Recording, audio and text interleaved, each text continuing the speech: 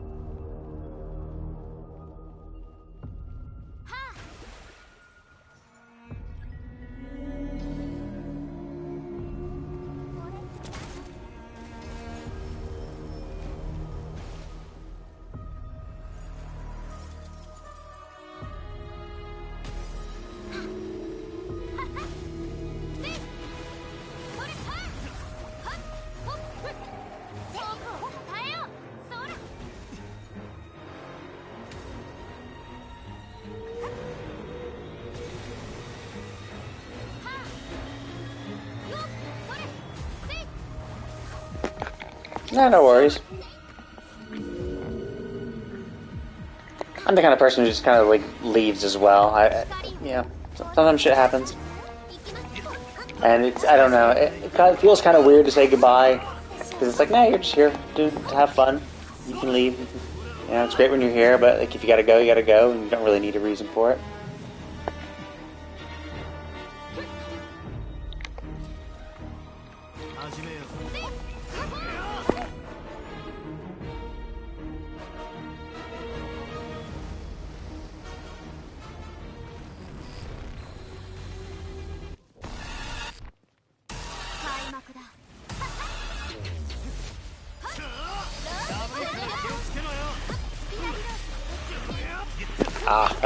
That then does suck. Yeah, when you the internet is so useful. It blows when it goes out. Pretty much everything uses it nowadays. That's why there's such a huge big complaint about.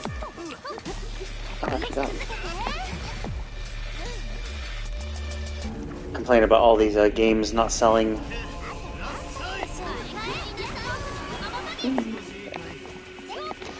Having online-only games. The second your internet goes out, now you can't play any of those games, which obviously kind of sucks.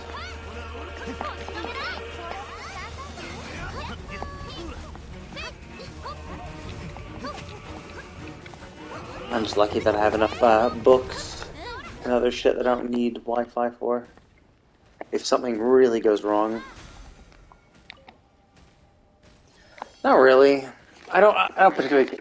I like story-based stuff. So Dark Souls, I mean, this might piss off a lot of Dark Souls people, but Dark Souls story is practically non-existent, and they just can't seem to understand that. But it's just like, so I kind of need like the story is kind of what motivates me to like do a game, right? So like in this game, well, I mean, in this game, this is super easy and fun to do. Yeah, I love Phoenix Wright. Is a great series. I love that series. So like the stuff like that, like visual novel type stuff, the Phoenix Wright series, the point and click adventure games. Obviously, like just RPGs, like the Tales of series, Final Fantasy, the classics. Because it's like this, it's the story what compels me. Like if I'm playing like a game like that has this really interesting story, but has a bunch of extra like side content and stuff. If I don't do the side content before I beat the story, like there's like I lose all motivation to do it. So if I'm just like, oh, I'll just do the story, and then I do it, and I'm like, oh, but there's like these extra side content and things, I'm like, Maybe some other day and just never get around to it. But if I like get myself to do that side content, then I'll do it all. Like, I'll have fun and I'll enjoy it, and then stop the game when I'm done. Yeah, and it's a story that kind of just motivates me to do all the shit too. So it's just like, yeah, I kind of want the story to be good, story to be compelling, and like Dark Souls and all the Souls-like games are just kind of like the story is very, very bare bones, where like you honestly just don't understand the motivation for the character at all, and like, it's more of a self-insert, obviously. You're like you're supposed to be generating your. That's like I'm just not like that. Like I need a reason. Like why am I like lighting the fire? Why the fuck do I care if this world gets destroyed? Why the fuck am I becoming the Elden Lord? Like who the fuck wants to be the Elden Lord? Like especially Elden Ring's story was just like so dumb because it's like oh okay so the Erd Tree just basically gave us the middle finger and said fuck off, get out of my fucking country, and so we get banished, and then the Erd Tree's like actually okay you can come back now, and then we just jump at the chance to run back and then become the Elden Lord. Like, what? Why? Shouldn't we be kind of pissed? Didn't we get totally fucked by these people? Why are we going back? But whatever, you play it for those kind of games. You play it for the gameplay. You enjoy, the combat. You enjoy the challenge. And for me, games are kind of like the challenge is more kind of a means to an end, and the end is like the story. So like I'm fine relatively doing a game that's challenging if like the payoff is a really interesting story. Yeah, and I would say that's not really like a narrative. Like so when Elden Ring got nominated for best narrative, I was like, well, that is complete bullshit because Elden Ring doesn't have a very good narrative. It has lore, and which I would just say is the setting. It's the setting of the world. Those item descriptions are kind of like describing the setting of the world. And it essentially reads like a history book where it's like, oh yeah, over the last few thousand years, here's a sentence that describes what happened in this year. It's like, great, awesome. So now I have it reads like a history book essentially, um, and not really like an actual narrative with a beginning, middle, end type stuff. And so I kind of more of a fan for the narrative, or if like I don't know if it wasn't as challenging. So essentially, it's like it's because it's challenging too. So it's the amount of effort versus reward for me is just not worth it. So like it's just like yeah, it's a lot of effort to play the game. Obviously, you have to beat all the bosses and get all the items and then read all the shit. And then it's not even just like reading all the shit. Like it's then you have to go and piece together all of it together because obviously you're not getting the items in chronological order. It's not like the first item you find is the first bit of history from the world. It's like it's random, so you have to get through it and either memorize everything. I guess I'll be Kokomi.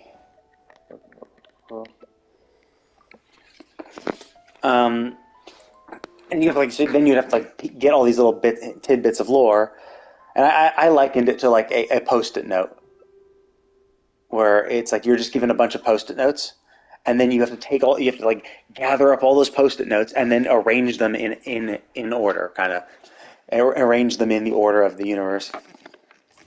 Okay, cool. So yeah, it's just a lot of effort for kind of not much of a reward. Like yeah, like Phoenix Wright was a great series. I mean, I like comedies too. So like so Phoenix Wright has a lot of comedy.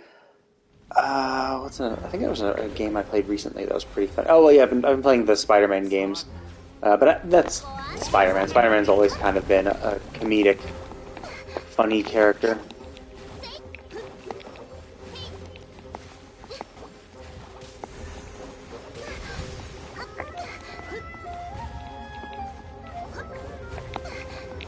I was doing the remastered one, and then I beat the remastered, got my platinum trophy in that, and then I was doing Miles Morales. Like I'd beaten the story of the remastered Spider-Man, like the Insomniac one, and but I hadn't done all the DLC, and so I went through somewhat recently, did the DLC, and platinumed it, and then started on Miles Morales. So I haven't beaten that, but I'm pretty close. Because obviously I have Spider-Man 2, and I want to do that. Spider-Man is my favorite superhero. So Yeah, well, I got the bundle, so I bought the Miles Morales PS5 thing, and it just came with the digital copy of the remastered one. So I obviously, well, since that's the first one, I played that one first. Um, yeah, Miles. I mean, it's kind of tough too because like it's obviously not like the original Spider-Man. It's not the original Peter Parker. Um, so there is that kind of somewhat of a disconnect. And yeah, so I think they were doing. I forget when it came out. It was like a few years ago. They were like, oh, cool, it's on the PS. Well, maybe it was when Miles Morales first came out, or maybe shortly afterwards, when like the original one, first one got like all its awards and shit, or its Game of the Year version or something like that, maybe. And then so I got that as a bundle, which is actually really good. It plays really well on PS5, but like load times are just amazing. And the first one was like, you know, Peter Parker. So it's just, I mean, it's not like Miles is not. It's not like Miles isn't like he has that kind of humor. It is surprising, yeah, especially because it had been so long. Like the Spider-Man remastered came out like ages ago. Like the first Spider-Man, and it was like even Miles Morales came out before they made the PC version for it, which is like I thought that was a little surprising. I was like, oh wow, like because I think I remember when Miles Morales came out, or they were releasing it on the PS5, they had mentioned that it was like coming to PC like a year after that, which is obviously kind of surprising. Just because of how old it had been. But who knows? Like maybe Miles Morales and Spider-Man 2 will come out quicker on PC. I don't know. I don't know what was holding it back to begin with. Maybe it wasn't much, and now they got all that shit worked out. And maybe they thought it was the lack of interest, or maybe who knows? Maybe it was a contract or something. But I mean, I've always kind of liked consoles. So I've had PlayStation for a while. I've had PlayStation since PlayStation 2. I never had a PlayStation 1, and I just prefer on PlayStation. I prefer consoles. I like controller. I like controller over mouse and keyboard. Mouse and keyboard is just too annoying to use. Like it makes my hand cramp. And I just absolutely hate WASD movement. Like it's just so annoying to have to move around using WASD to like hold these buttons down constantly and then use the same.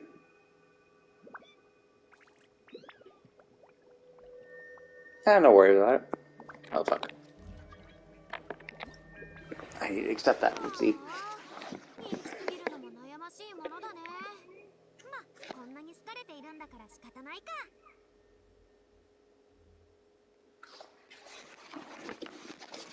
But yeah, so I did Spider-Man remastered. Then I did I'm working on Miles Morales. I'm gonna beat the story soon. I think I've done all the side content. I think there's a few side quests I haven't done, but that's locked behind the story. But I'm pretty sure the story's done. But Miles Morales was like never really designed. That's a toughie. Miles Morales was never really designed to be a full game. Like the first Spider-Man game is actually like a beefy thing, and the Miles Morales is like half that. So it's understandable. It'd be like kind of less. It'd be a little underwhelming by comparison.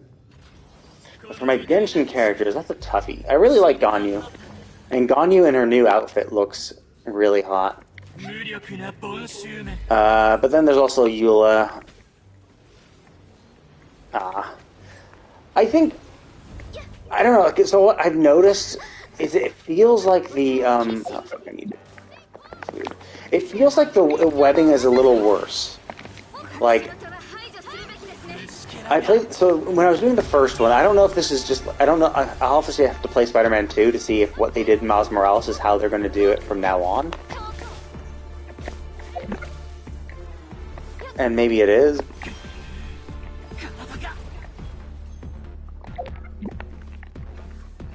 But yeah, it was kind of. Oh yeah, yeah. The remaster, like, it was good because obviously it focused on Peter Parker, which is why you play a Spider-Man game, to be Peter Parker. Um, it had a lot more of the classic villains, so it had Doctor Octopus, Vulture, um, Scorpion, I think, showed up. They added a new villain, which is cool, but like Miles Morales was mostly focused on a new villain, which I guess kind of makes sense. And I don't know, maybe the villain for Miles Morales was based on a comic, but I didn't really. I've only kind of read the original Spider-Man comics and some of the older ones, so I'm not 100% sure what they did with Miles. But but yeah, so I had a bunch of his stuff. It would kind of, I don't know. It seemed like a pretty good. Fuck. It seemed like a pretty good homage to him. Like Peter Parker felt like Peter Parker. He played really. It played. It was a fun game to play. I mean,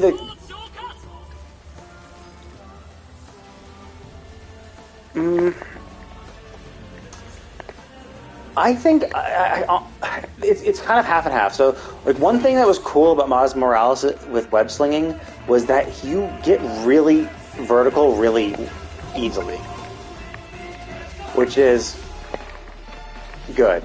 Like, because obviously when you're web slinging, it's really nice to be able to, you know, get up easily. And so I'm noticing that I'm just like I'm being blasted upwards very quickly, which I don't remember happening in the first one. So I guess it's better in that sense. But similarly, it's also kind of it feels like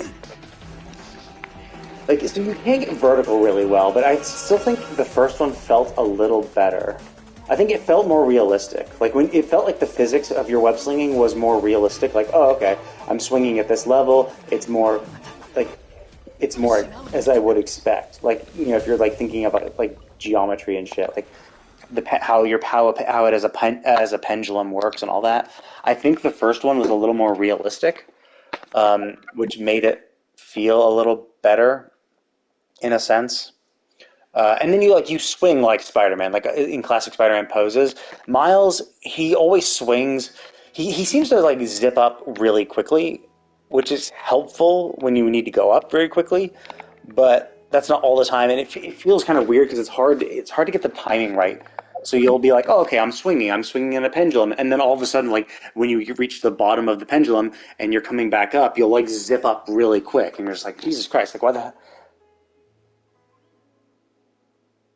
Yeah, and then there's like the way he moves, and I kind of get it. It's like, okay, well, it makes sense. Miles is a new Spider-Man. He's just learning. Like his flailing about as he's doing all this stuff makes sense. Like when he lands into a perch, he kind of like loses his balance a little bit, kind of like shifts a little bit, and then kind of regains his balance on the perch, and he swings like that too. And it's just like, obviously, it makes sense for him as a character, but it just feels a little bad. Um, I don't know if that was if it was done intentionally. Either way, it still doesn't feel the best. Uh, and the first one was like, yeah, if you swing like you've seen in comics, like you've seen in movies and animated series and all that shit. Uh, and it's pretty fun. And it's longer too. So like there's the main campaign, which is like twice as long as the Miles one. There's more random shit to do in the city, which is could be a plus or minus depending on it. Like so in Miles, you you only had like once on average you had like one side quest, two bases, and a few like little random collectibles stuff and some crimes to do. Whereas and and this is averaged on all districts. In Spider-Man One, it had all the same districts, except like there was a shitload more crimes. Like there was there was like 2 to 3 times more crimes you have to solve, which is daunting. And like since you had to do them for platinum, it was really annoying, and I don't like it for being annoying like that. In Miles, it was done a little better. I think it was pretty cool that you had an app. I I never really noticed. I mean, I'm on PS5, so I assume I'm running at 30 frames per second anyway, because I think most consoles lock it to 30. So I don't maybe, but I don't really notice those types of things. So I've never really noticed frame drop. I didn't. I mean, maybe there were frame drops, and there was like one or two times when the game crashed, but like either way, I haven't really noticed an actual issue in actual performance. Um, Most of the stuff is just like systems. I think the systems in Miles was a little better, and it was easier to do, but because and there was less to do, but because there's less to do, obviously like there's less to do. So like if you like doing all the little random things, then the first one is better because there's like a lot more shit to do, and that's just like the base game. The first Spider-Man also had 3 DLC, so like when I got the bundle, the Miles Morales Spider-Man One remastered bundle, it was Spider-Man the Game of the Year version of Spider-Man. So it had Spider-Man and the 3 DLC, and 3 DLC were pretty cool too. Oh wow, I can't remember which. I think I chose the one where he looked like Daft Punk. I liked that suit a lot. That looked pretty cool. I actually, and I guess that was one thing. It felt like the graphics in Miles Morales was better. Like I like Spider-Man One. I think this web slinging felt better in Spider-Man One, but it felt like the graphics were a little better. Like there was a lot more. It felt like it was more detailed. There was a lot better effects. Like so, there's one suit of his where he has like his faceplate is essentially an LED of his eyes, and if you're in like a dark building, the eyes will glow, and you'll see the light being reflected off of like the wall and shit. So it's like, okay, that's a cool little part. That's a cool little like lighting effect. It's like, yeah, it makes sense. His eyes are LEDs. Of course, it would light up this darkened area. So it was like a lot of little tiny things like that. I think were pretty cool. So graphically, I think Miles Morales was better, and then it's kind of hard to tell because like Miles Morales has the powers, his Venom powers, which are interesting, um, which Peter Parker didn't have. Peter Parker has a lot more gadgets. Miles Morales had less gadgets, but had his Venom powers to kind of act as other gadgets. And I mean, it's pretty cool. Some of them are just like downright broken, where like the Venom jump is just like ridiculous because like why would you do anything else but the Venom jump? Because you'll just like shoot, you'll have them all jump into the, you'll like launch a bunch of enemies into the air where you can just like beat the shit out of them in the air without having to worry about anything. And technically, Peter Parker has a gadget to launch enemies in the air, but Miles has a passive where if you get stunned by his Venom powers, which happens when you do the jump, if you hit enemies who are stunned, you get health back. So essentially, you essentially can have infinite health by just doing the Venom jump up, hit these enemies, top off your health, and then go down. So it's like super convenient. But yeah, the Venom powers kind of made it a little more annoying because the Venom powers were used as mechanics. Like certain enemies were immune to certain. Basically, certain enemies were immune to only, or like only weak to Venom powers. So you had to use Venom powers to get them. Whereas in the first Spider-Man, everything was purely like oh, you have to suck this off.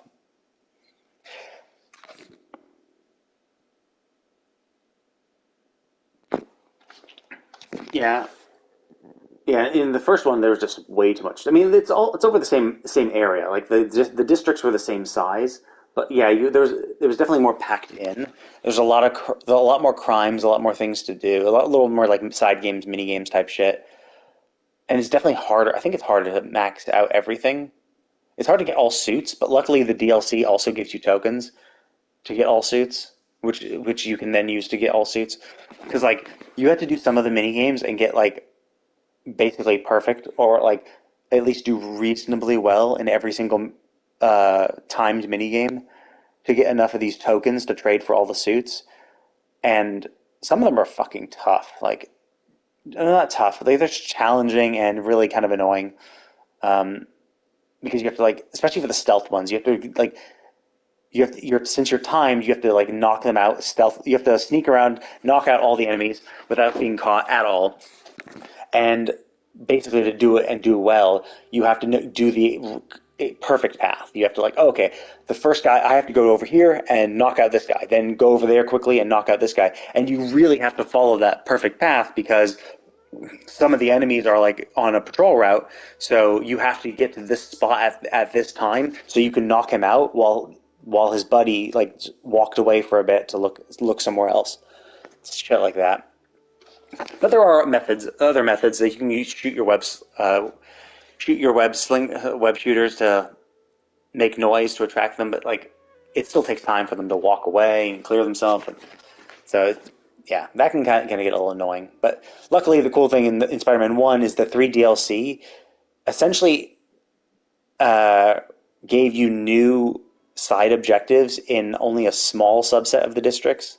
Like I can't remember how many there were. Let's just say there's 10. In like DLC one, it gave you like 3 or 4. It like essentially gave you a bunch of like more crimes to solve, more like mini game type stuff to do in like 4 of the 10 or 3 or 4 of the 10. DLC two had 3 or 4 of the other 10.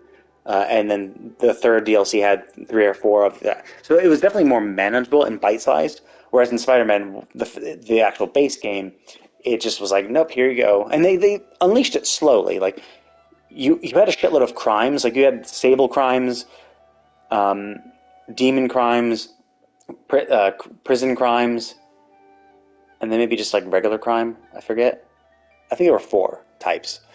And you unlock the types of crime as you're progressing through the story. So like when you're first going around, it's just like normal criminals, and then you get to a certain part of the story. It's like, oh, okay, now these guys are appearing. That's a new criminal type. Okay, now you're at this point in the story. Now you have this other crime. Now, if you haven't been doing any crime fighting up until then, you'll have a shitload of your districts needing you to do 5 crimes each type in each district, which is just annoying. Like daunting, especially when you're at the end. I kind of, I you do crimes anyway. Like you save people from crimes as you're like web slinging from place to place. So it's like you'll just come across a crime and you'll just do it. So it's not a huge issue. But if you are completely ignoring it and like we're just gunning for the story and ignoring everything else, I can see like you getting near the end and having a shitload of crime to solve to 100% every district.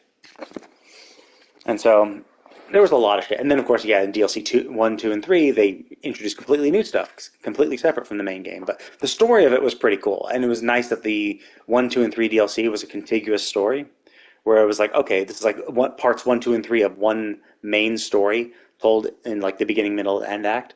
And it started strong with Black Cat. Black Cat is super hot. But that was a. I definitely recommend it. It's pretty cool. I guess the only problem with it is the uh,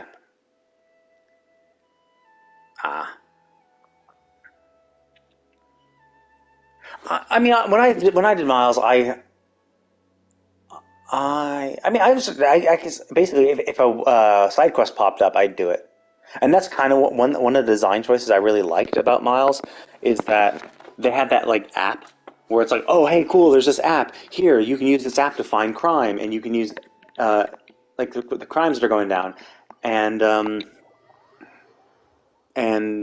side quests and shit. And so then if you were just checking semi regularly, they would just keep popping up. I was like, oh, that's really convenient because all you have to do to 100%, like if one of the goals to platinum the Miles is to do to get all the bonus objectives in all crime types, but like there aren't that many of them. And then rather than having to do like a certain number of crimes per district, I think it was just do all the crime types, which made it a little better because it didn't seem as daunting.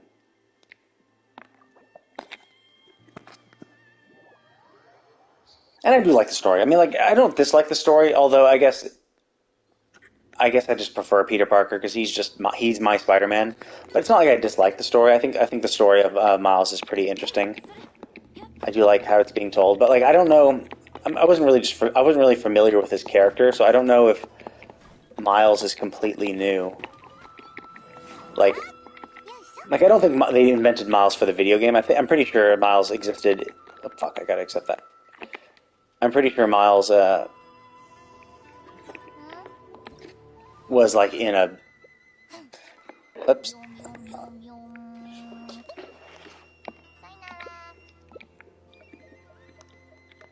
I'll be called Queen. I'm pretty sure Miles was in something else. Like maybe he was in a. I think he was introduced in a comic, but I'm just not familiar with his story. And Peter Parker is kind of like. I mean, and Spider-Man is my favorite superhero, and that's why I like it so. That's why I like the game so much, and so it's understandable that like yeah, you're gonna. Yeah, I have. Let's see. I think I've done all of them. I did. So like I played way back in the day when on Game Boy when it was Dragon Warrior and they packaged Dragon Warrior 1 and 2 in yeah. When it was Dragon Warrior and Dragon Warrior 1 and 2 came on the Game Boy in a package deal. Like in one Game Boy cartridge. So yeah, like I think I don't know if I played that before I played Final Fantasy. I think I probably did because I never. Oh shit, we just fucking crushed it. I never played. I played on handhelds first. So I got a Game Boy Pocket as my first. Well, actually, I got a Game Gear as my first one, but that died out pretty quick. Then I got a Game Boy Pocket, and then I got a Game Boy Advance, and let's see. I played. I didn't play 3. 4 was pretty cool. I liked how you could choose different stories. Or was that 4? Was that 4? Where you had Bianca and, or was that 4 or 6? I think it was 4. I guess what I kind of like the most is 8. I really liked 8 because that was the first one that I played. Well, on PS2. I think it was like maybe the only one I played on PS2. I think that was the only. So that was cool. So that was Dragon Quest in 3D now, and that was nice, and fully voice acted. So I think I like 8 the most, but I played 11. 11 was pretty fun too. Okay. Yeah, so pretty much like I played the old Dragon Quests when they released on DS. So I played Dragon Warrior 1 and 2 on Game Boy. I think I might have not bought 3, and then I bought on Game Boy or on the Game Boy Advance maybe, or I think it was DS by that point, 4, 5, and 6. So I played through those. And then I don't know what 7 was. But then I played 8 on PS2, and I think that's my favorite one. Although I really do like 11. I don't know. It might just purely be nostalgia goggles, where it's just like, yeah, I remember having a great time as a child with playing 8. That's why I like it so much. But I do also really like 11. 11 is really cool. Like I like the cel shaded art style. I think they really did. I think the game plays a little better. Like I do remember. I mean, Dragon Quest kind of sucks in the sense that they are really brutal with their odds sometimes. Like the thwack spell is just so fucking annoying. Like Jesus Christ, your thwacks never hit, and their thwacks always hit. Yeah, 8 was really. The story of 8 was really interesting. Um, Jessica was pretty hot, but yeah, it was just the like there were so many little tiny things about Dragon Quest, like as comparison to like Final Fantasy as its counterpart, that were kind of annoying. So like the way enemies are grouped was super annoying. So it's like, oh, your spells can only attack like a single enemy or a group of enemies. And so if you're fighting 5 enemies, and it's like, oh, here's one enemy, like here's a pair of 2 over here. Here's one enemy in the center. Here's another enemy, and because they're like varying types of enemies, you can't fight them as a group. You can only like kill the two enemies that are grouped next to each other off on the side, and that's all your frizzle can hit. And it's like, well, fuck. And then only when you get boom and kaboom can you hit all enemies. And same for like weapon types. There are some weapon types where it's like, okay, this is a single target thing that can make sense. Like sword and shield, sure, single target. But like your whip can only hit a group. Your boomerang can hit all enemies. But the problem, of course, with the boomerang is because it can hit all enemies. It was also dog shit, and it was very low power. Whereas the enemies, whenever the enemy does a frizzle, it hits every single one of your guys because all of you are in one group. So you do a frizzle on them, and you only get like a small fraction of their group, unless it's like 5 slimes, and then you get all 5 of them. Hooray! But like, it's just like, yeah, you can get totally screwed based on what enemies you're fighting because now your multi-target spells can't hit all enemies, and so it's just, yeah. That kind of was annoying. It was the odds of some of the spells. Instant death in general is kind of an annoying spell, and the fact that like it never seems to work for you, and that your fleeing can fail, and so now you failed your flee, and so now they get a round of thwacks on you, and just having any one of your guys dies sucks because of how annoying it is to res. And the fact that your base res is a 50% chance of success, which is like, are you kidding me? Jesus Christ! Like 50% chance to successfully res when it's so easy to die. Like, yeah. So Dragon Quest was rough. It's still fun. I enjoy the story, but God, there were some elements to it which really sucked. And that's what was kind of cool about Final Fantasy is that there was like, nah, if you have a group spell, it just attacks everybody.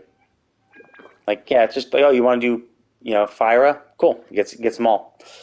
Or they have some gimmick where it's like in Final Fantasy VII, where it's like, oh, it's all spells are single target except for Ultima, unless you have the all materia paired with it. Now it can hit all enemies. Oh, okay, cool. That's fine. But yeah, the fact that Dragon Quest doesn't let you do that, it's fine in and of itself because it's just its own thing. But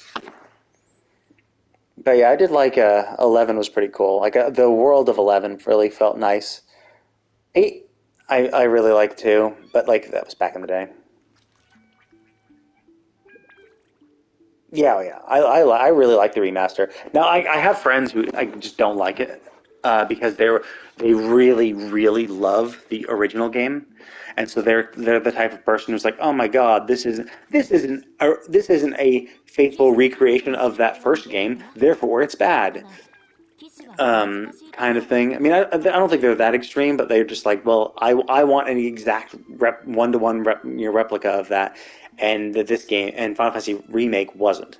It had some elements. I mean, it's already started. The story has already started to diverge, and so when Rebirth comes out in a month, we'll see, what further things have gone awry and how things have changed. So I'm really looking forward to it. But yeah, I really liked the game. I liked how they fleshed out some characters. I mean, there were like, one of my friends is like absolutely hates Leslie because he's just like this filler character that never really existed. And I do agree that there's one part of the story where Leslie Leslie was fine up until the sewer. Like Leslie was fine stopping us from going into Don Corneo's home, and like then letting us in, and then giving Tifa and Aerith their clothes so they can like get dressed and ready to fight. But then Leslie should have just fucked off. Like he should have just been like, okay, I'm done. Like here's the sewer. Here's how to get down. He's down there. Good luck. The fact that we had to go down into the sewer and we had to rescue a pendant for him to learn about his backstory was a little unnecessary. I do agree with my friend on that. Like he was not necessary. He's a character that didn't exist in the original. We don't need to see a concrete example of how Leslie's girlfriend got fucked over by Don Corneo. We know Don Corneo is an asshole. Like, we don't need an example of how Don Corneo is an asshole. How Jesse got fleshed out. I liked the little side story about Jesse. Jesse was great. It's essentially just those two. It was Jesse got more of a flesh out, and then Leslie had his, well, actually, I guess technically Wall Market. We learned more about the politics of Wall Market. Like in the original, it was just the Bumblebee where we learn to cross dress, and so that's kind of, and I guess the gym, like we kind of went to those locations, but like there was really nothing else in Wall Market from the OG. So it was cool that we had the Chocobo Bill guy, we had the Bumblebee owner, I forget his name at the moment. We had the masseuse lady. Like that was pretty cool, and like to see this have, and then they think they got an appropriate amount of story, like not too much, not too little.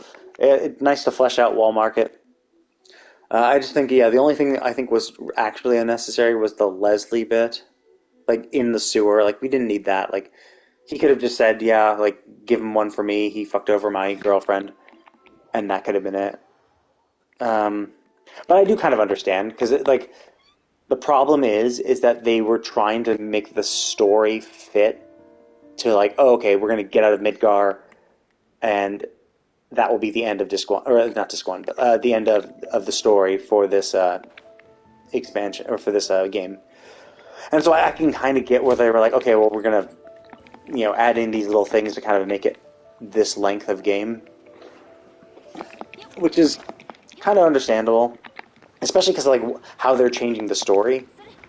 It makes a little sense because it's like, okay, well now the stories are going to start to diverge. Like they can't, like having us just beat the first game and looking out of Midgar and just getting out of Midgar. Like that's a good ending point. Uh, and so it's like it'd be hard to think like where could we have stopped instead? Like if they'd cut out some of the filler and made things a little more fast paced, like where would be the next logical stopping point? It would just like because we have to go to Nibelheim, then we have to go fight. We have to run away from the Midgar Zolom, go through the cave, um, see the wreckage of Gongaga, meet Yuffie. Like it's tough. It's a tough way to like kind of slice it into three equal parts to make it like equally compelling. So it kind of ends at a big, nice, awesome conclusion, but still a cliffhanger for the next. So I kind of get why they did that, and still, it's a fun game to play. I like the little mini games and stuff to do. Although I do definitely regret. So I'm the kind of guy who does all the side quests. So I did all the side quests, and I chose Tifa's hot outfit. But Tifa's hot outfit is the default outfit. So if I had done no side quests, she would have automatically done that. So I chose that for nothing.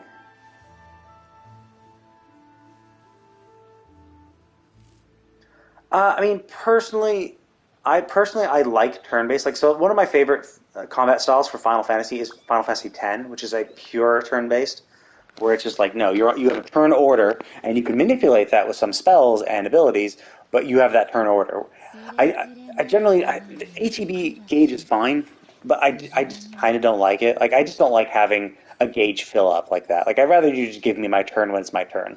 Like I play Honkai Star Rail too. It's like, yeah, just tell me when my turn is and just make it then. Don't have a stupid little gauge fill up that I can just like lit.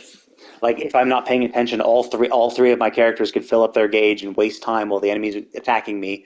Um, like don't do that. Like just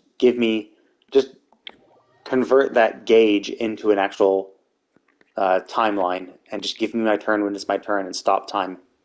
So I like Final Fantasy X's battle for that. And generally, I don't care that much for action games. Like I prefer the turn-based or slow stuff because I don't have to pay attention as much. It's not as like I don't have to focus too much. Like Spider-Man is like a lot of focus. Not like web slinging. Web slinging is pretty relaxing, but like the actual combat is like, oh shit, like combat. You have to dodge, and there's a variety of enemy types, and so it's like, oh, if he has a crowbar, you need to web the crowbar out of his hand, or else if you try to punch him, he'll counter you.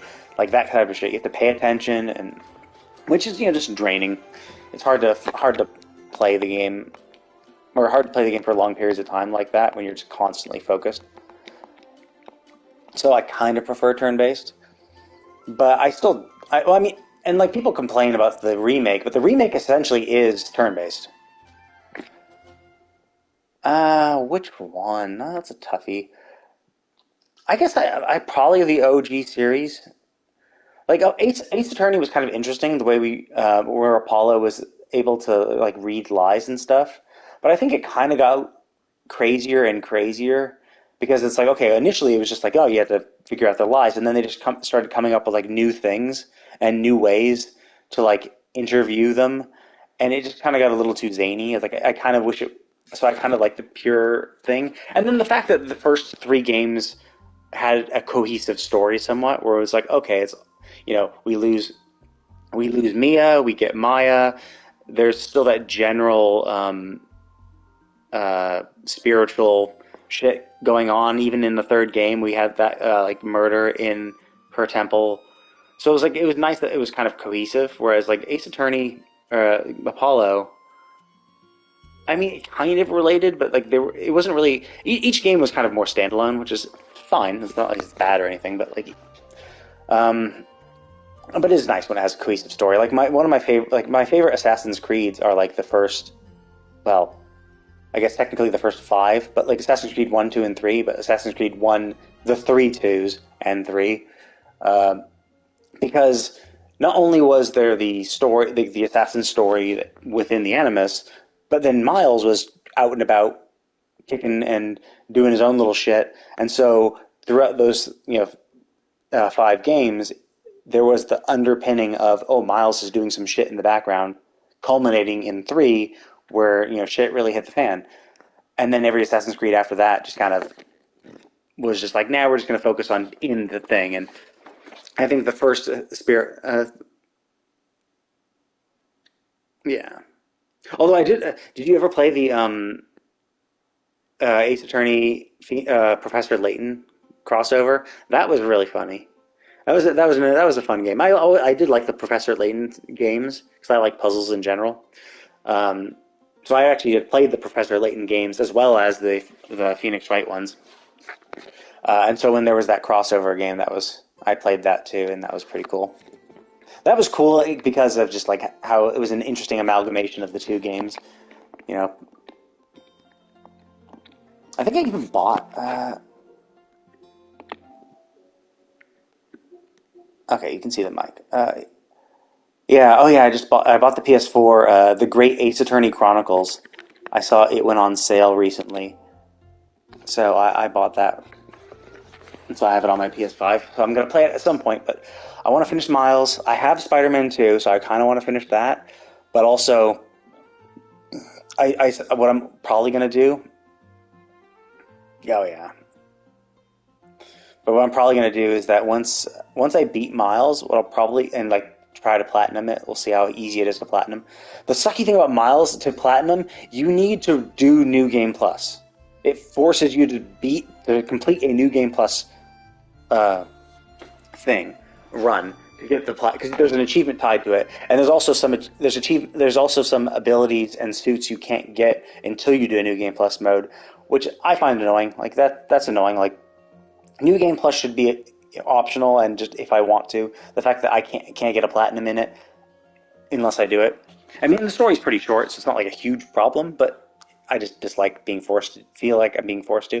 But once I do that, once I try to get platinum for Miles, I'm gonna replay the remake and the interlude because I beat Final Fantasy VII remake on the PS4, and then they released interlude, so I bought that, and it was a PS5 disc, so I bought the PS5. Oh yeah, I don't. The only reason I even considered a platinum is just because how relatively easy it is. Like it's not super hard.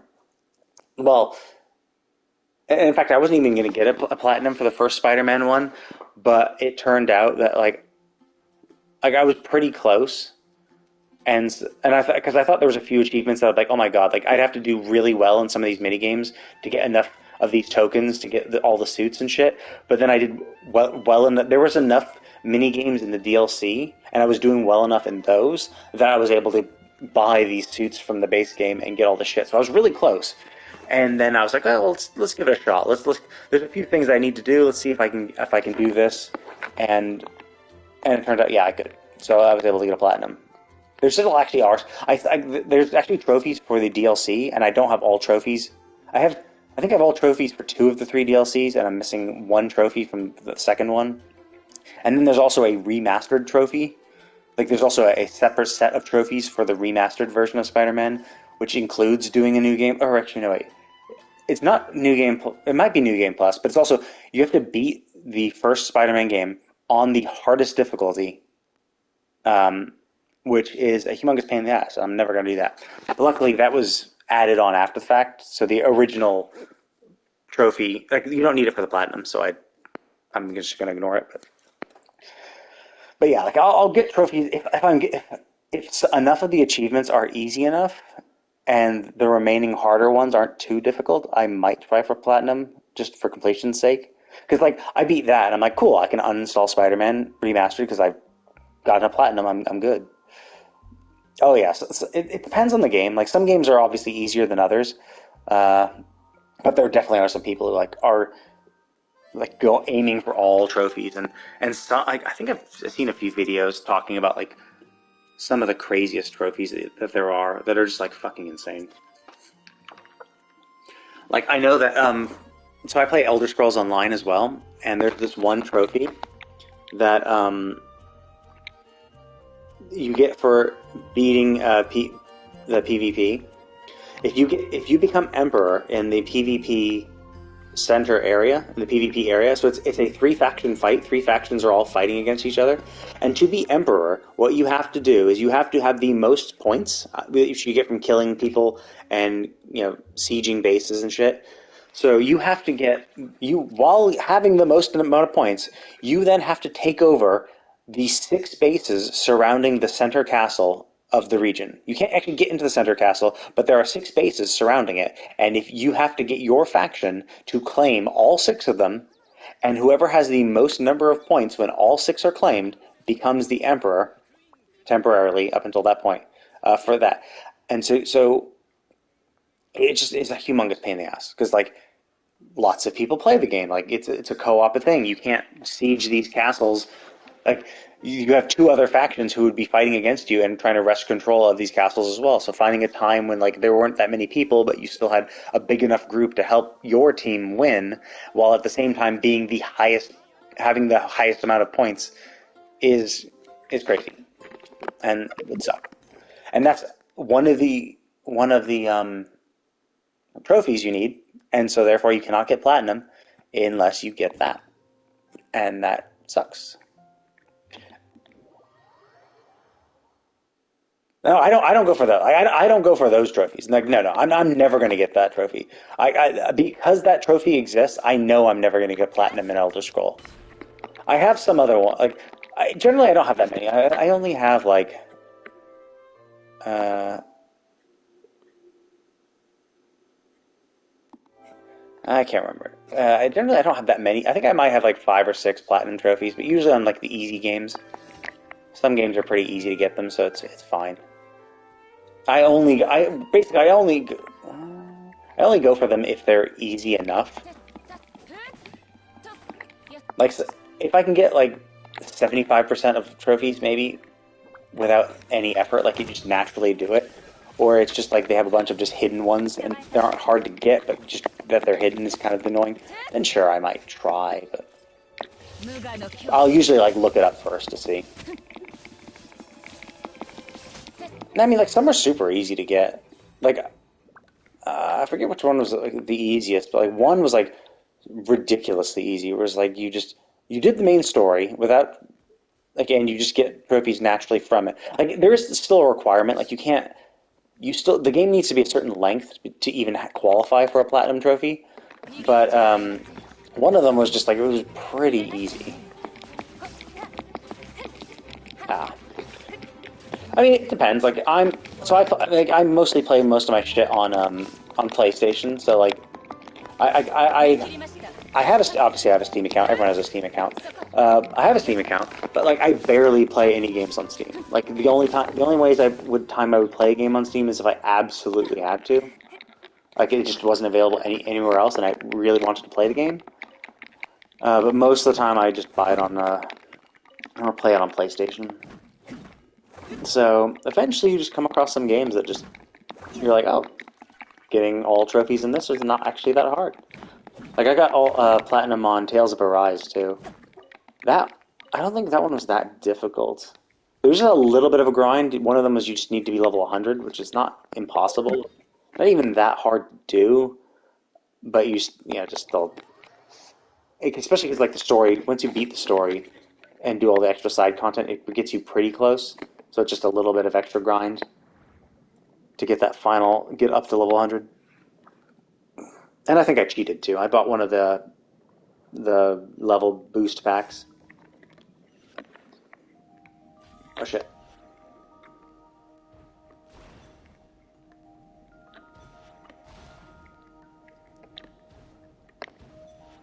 I don't know. I've never really noticed that. Like I always hear people complaining about that, and like, oh man, it's not, it's only, it's 30 frames a second. Oh, that's absolutely terrible. It's like really, I don't notice shit.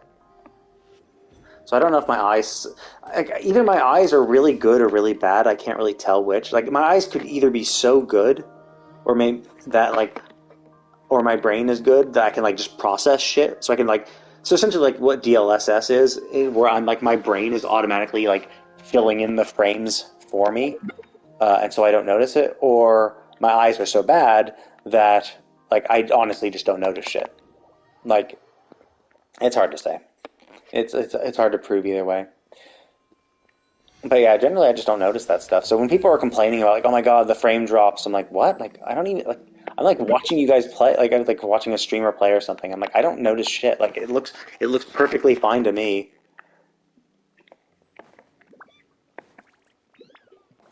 Like so, I was playing Final Fantasy 16, and like I had a lot of people, let's say friends of mine who were complaining about the motion blur in that, and the motion blur is pretty egregious if you're paying attention for it. But I honestly just didn't really even notice it because like you just don't typically because like the only way you'd really notice the motion blur is if you're focusing on the main character and then moving the camera back and forth.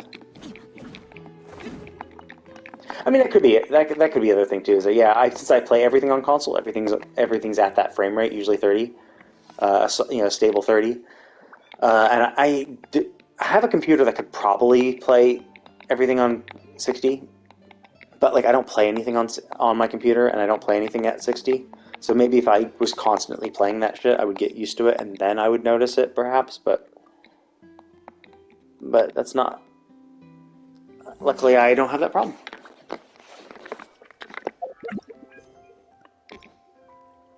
Wait, that was it? Oh wait.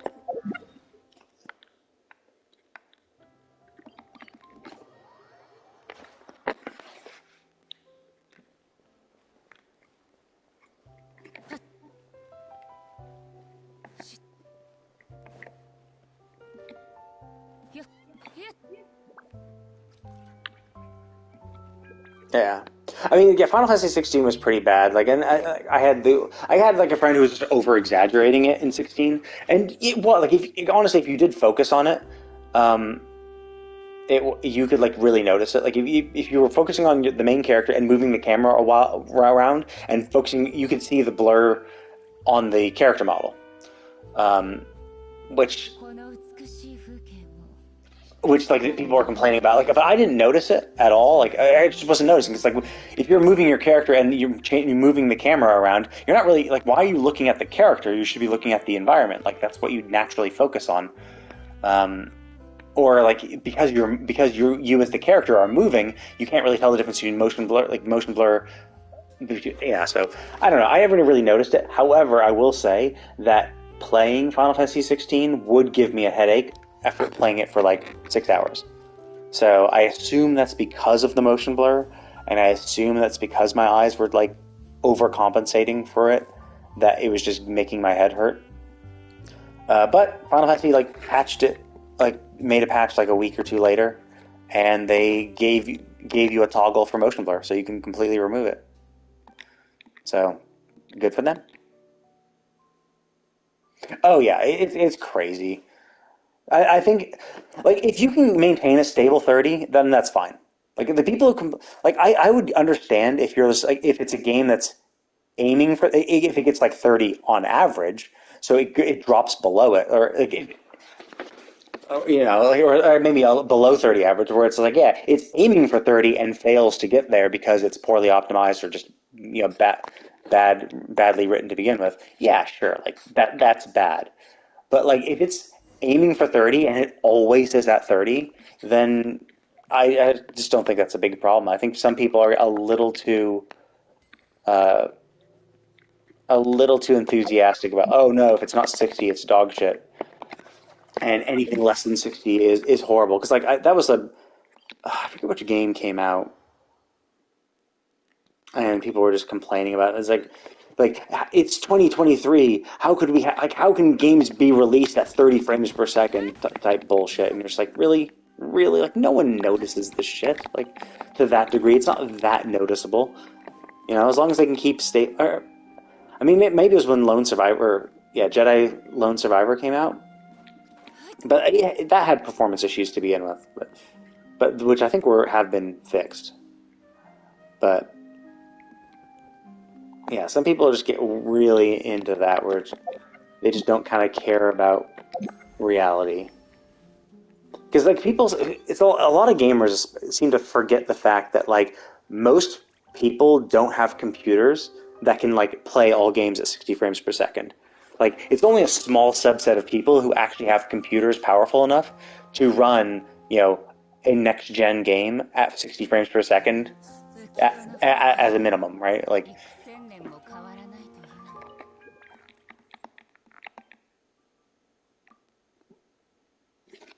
and you just get a bunch of people who have like these ridiculous PCs. They're like, oh yeah, I spent $3,000 to $4,000 on my PC. I can play it at 60 frames per second. Why don't game developers design all games for me? It's like, well, because you're like 1% of everyone who plays games. Why would a game developer design the game around you know a computer system that only 1% of the people have? Like, no, they're gonna try to make it so it appeals to the widest market. So they're going to have a minimum spec type thing and try to make sure it works well on that. And yeah, obviously, that is to say that there definitely are some games that have poor optimization issues. Yeah, but yeah, there are games that like just are poorly optimized, and yeah, that's understandable. Like, sure, that does suck. Like, but it is kind of silly that some people get so focused on that. It's like, no, like it shouldn't really matter what the frames per second are. What should matter is just like stable performance. It should be more important. Is it performing stably? Is it rendering everything correctly? Uh, like Pokemon is a very good example of a very poorly optimized game. Like Scarlet and Violet just absolutely sucked. Like Jesus, the amount of popping was ridiculous. Like and I get it. It's the Switch. The Switch is like terrible, but like look what they did with Breath of the Wild and Tears of the Kingdom, and then Pokemon comes out and it's just terrible. Like the textures look like shit. They can't even load the correct objects in. The amount of hilarious bugs in it were funny obviously because like it was really stupid, but it was just absolutely terrible. And that's a very good example of a very, very poorly optimized game. It still, I think, actually sucks. Like at least the other games kind of like realize, oh yeah, we suck. Let's do better. Like Cyberpunk 2077 got better. Uh, Jedi Lone Survivor improved itself. Yeah, especially, it was definitely more impressive back in the day because like this is when the Switch just first came out. We didn't have the PS5, so it does kind of suck that Breath of the Wild, no, Tears of the Kingdom comes out now when we have PS5s and Xbox Series X's that can that look really good and perform really well, and then you just have the Switch that runs at 720p. But yeah, yeah, I get them mixed up too. And it's like we get it. It's a Switch. You can't perform that well. They're focusing on stability, and they definitely optimized it well. Like I don't really hear anything about game breaking bugs or anything like that. So it's like they did do it very well. But it just it kind of sucks that like the textures look like a little shitty, and the resolution is obviously terrible. So it's a shame, but yeah, at the same time understandable. Although I hear there's going to be maybe a Switch 2, so hopefully. Uh, that will come out, and that will be able to at least do 1080p. I don't know. It's they I think they honestly should have done something. Like, it's a shame the Wii U did performed so poorly because like that's how they should have done the Switch. Like they should have the Switch should be its own little portable thing, and that's fine. Like leaving it as a portable thing is fine. But it should be like a docking station.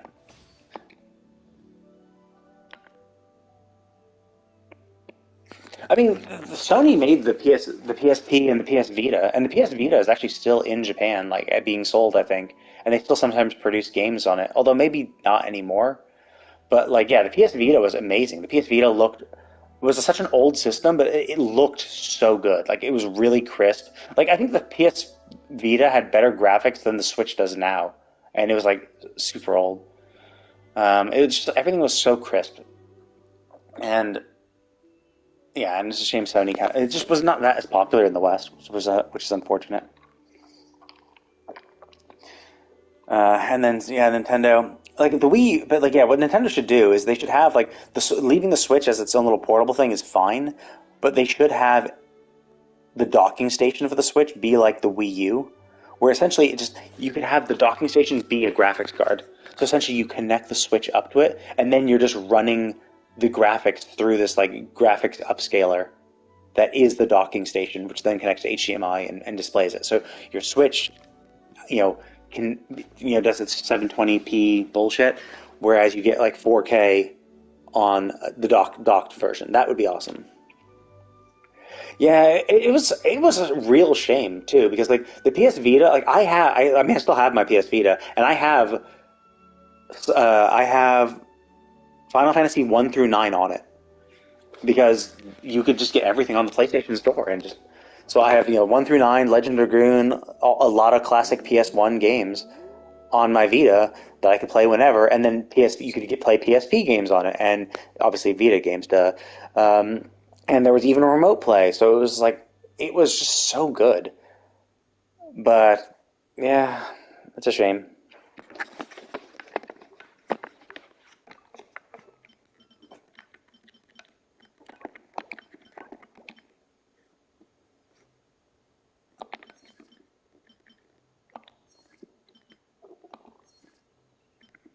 Shit, which one did I start? The downward one.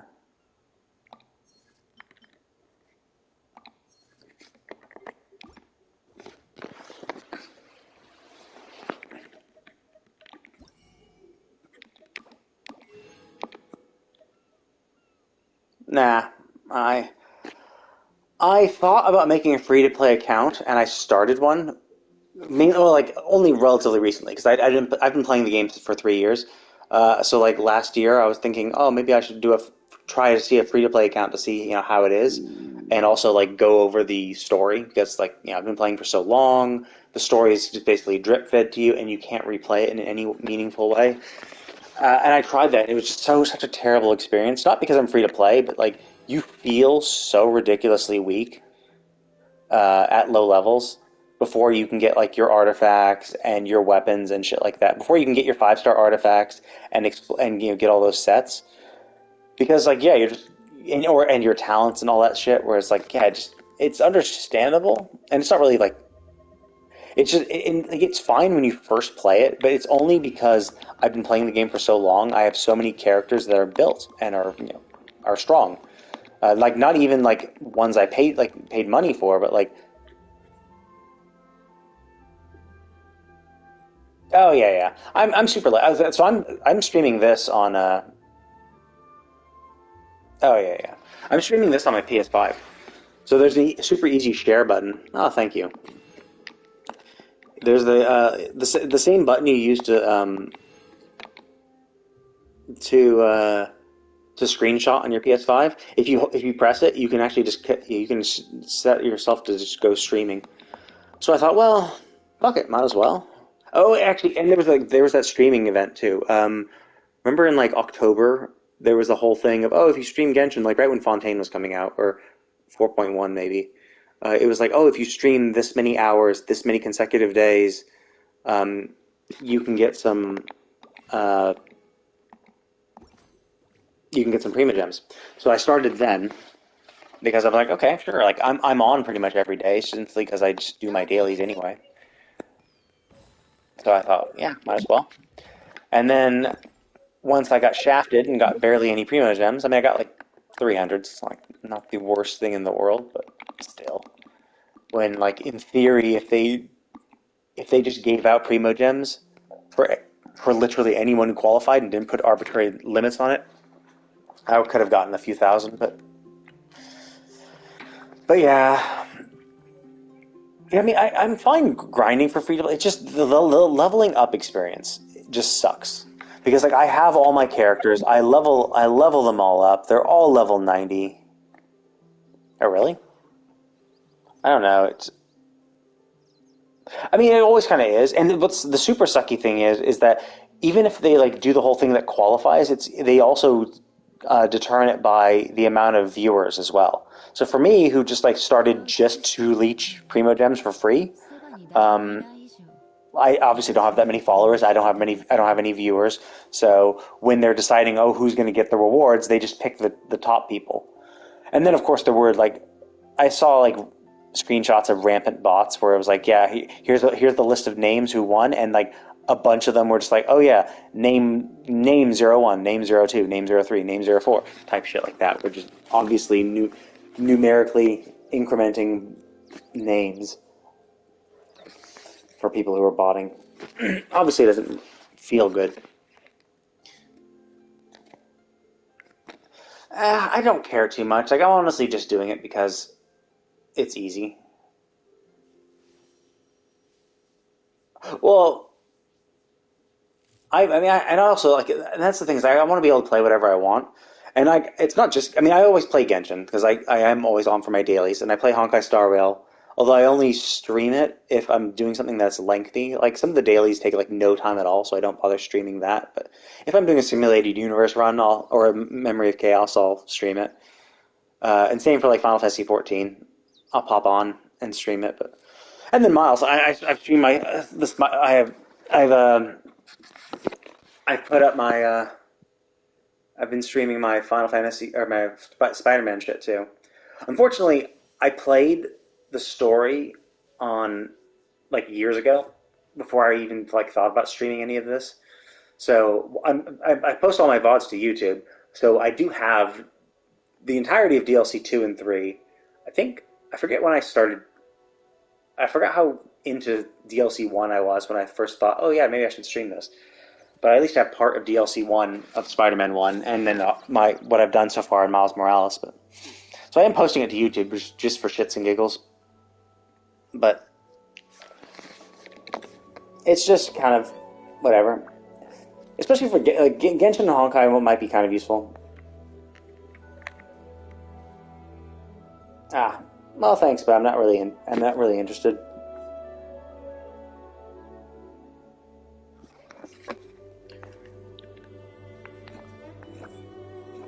Because I'm just streaming games I would already be playing.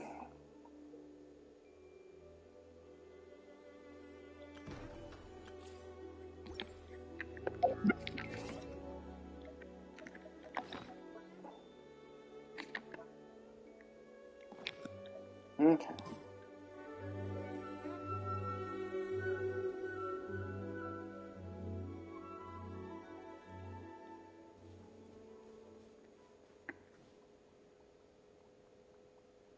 Oh yeah, they definitely are bots. Like, well, I mean, maybe not like bots, but like maybe I mean they could be actual bots. I assume they could actually be people, but they're probably just like going through a scripted thing. Yeah, like a lot of people. Well, maybe a lot, but I'd say I probably get more people advertising free, giving away free viewers, and people advertising art than I do actual viewers.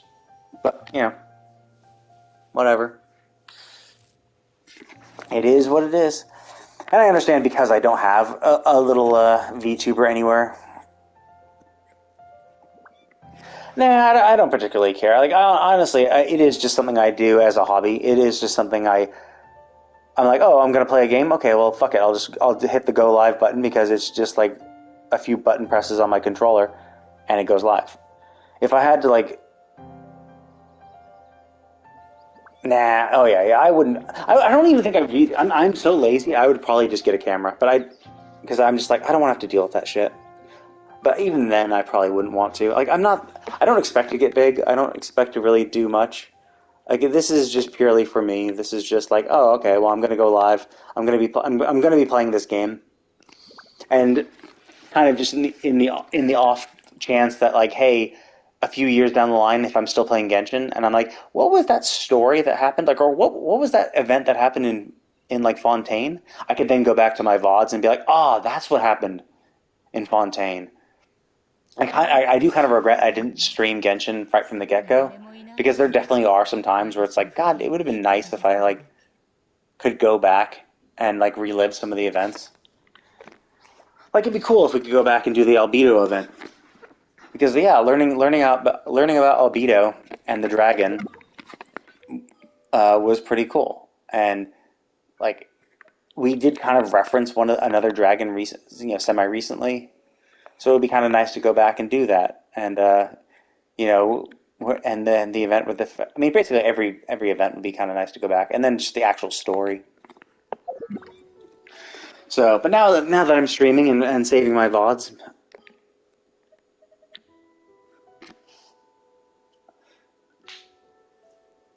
I can go back and I can a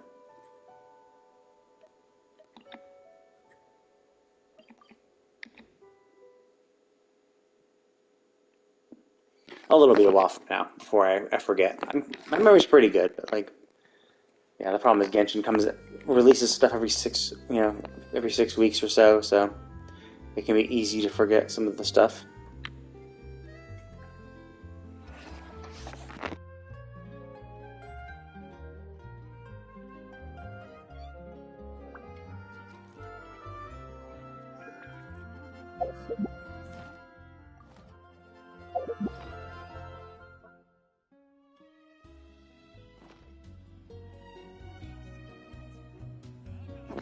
Oh yeah, it's super nice. It's actually going to get even better in the next patch. I don't know if you've seen some of the shit they said, but they said that. I mean, I don't know if it's PC or PS5 only, but I think PS5 and maybe the nah, it's easier to play with console. Well, because like, even if I played Genshin, like even when I played Honkai Star Rail, for instance, I connect a controller to my computer to do it because I'd rather play because it's still pretty easy because like I mean, there's the movement for the controllers, the joystick movement, joystick for the other camera, so that's super easy. Uh, I don't think yeah the D. Oh yeah, the D-pad to change characters, which is right next to your thumb.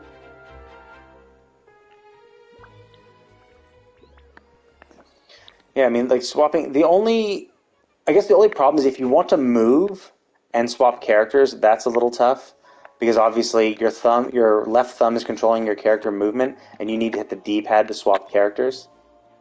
So, but like, so you'd have to stop briefly you'd have to stop briefly or like use your like move your other fingers around so your fingers are hitting the D-pad instead of your thumb. But otherwise, it's pretty easy. And one thing, and like so for Gagne, for instance, if you holding the left trigger down starts the aim mode.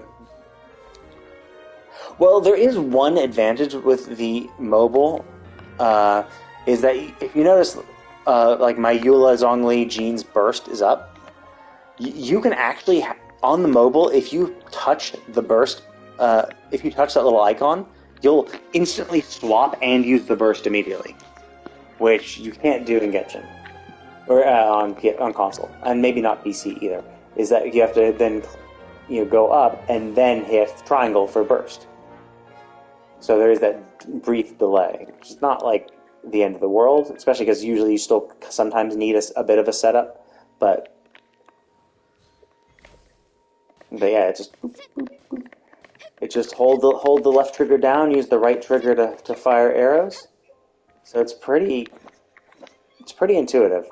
There really aren't that many buttons, as you can see. Like I don't even use the square button. It's just to interact with like people. It's R1 to do my dodge. L1 to bring up the menu.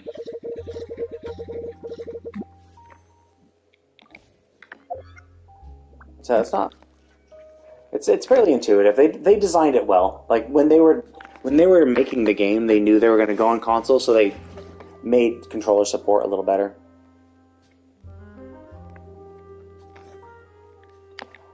I mean, so PS4 did suck. Like I played this on the PS4 initially because I didn't have a PS5 at the time, and I don't know if the PS5 existed then. So that did kind of suck. Because the load times were absolutely terrible. So it would be like 20 seconds or so for a teleport, which you could argue it's the same thing. It'd be the same thing for an HDD computer too, and a slow one at that, or maybe an average computer with an HDD. But yeah, the fact that I mean PS5 is cheaper than a good PC and performs reasonably well.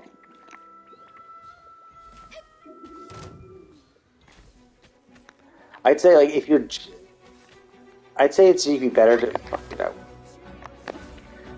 better to get a PS5 for the games and then just I mean, it depends on what games you want, obviously. Like, there are obviously some games that only come out on PC, or... I mean, there definitely are a variety of games on PC, so depending on what you like, that could influence whether you should get a PC or not. I'm of the... Most of the games I like to play are also on console, and most of the games that, like... I don't know, I'm not the type of person who, like, oh my god, a game came out... Well, I mean, I have a PC, too, so I could play it, but, like... Even still, I don't, because it's like I don't typically play PC-only games. Most of the games I do play...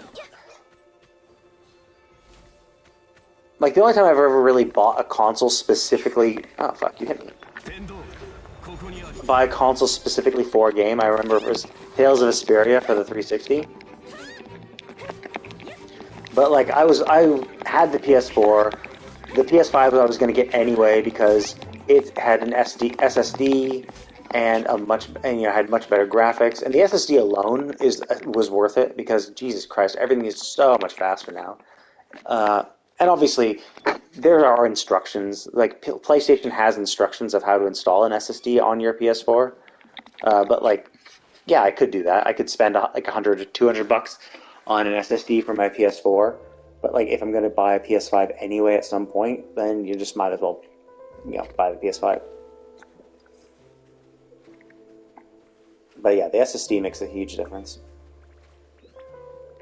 And the graphics are pretty good. I mean, the graphics are really good.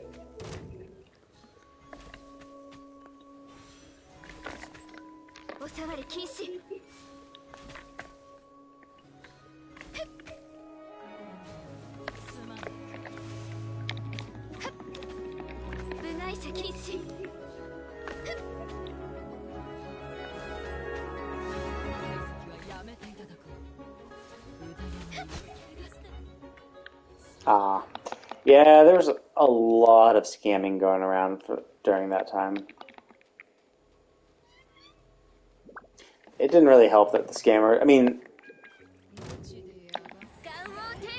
it's just it was so rare. Everyone was scamming. It was really kind of sucked. And like the scammers were like, I mean, not the only reason why it was hard to find them. Like there was a chip shortage. Like it would have been rough for people anyway. But yeah, the scammers. When you see like those photos of scammers with like 100 or like 50 PS5s all stacked up because they use bots to get some from the stores, yeah, pissed people off. And then of course overcharging them and people buying them because they wanted the PS5 and Yeah, it was a pretty shitty time.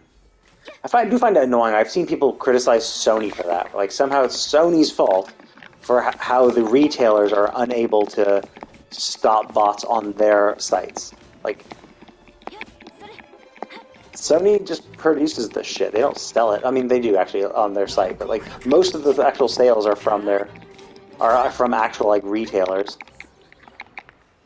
and their digital or physical stores. So it's like not Sony's responsibility.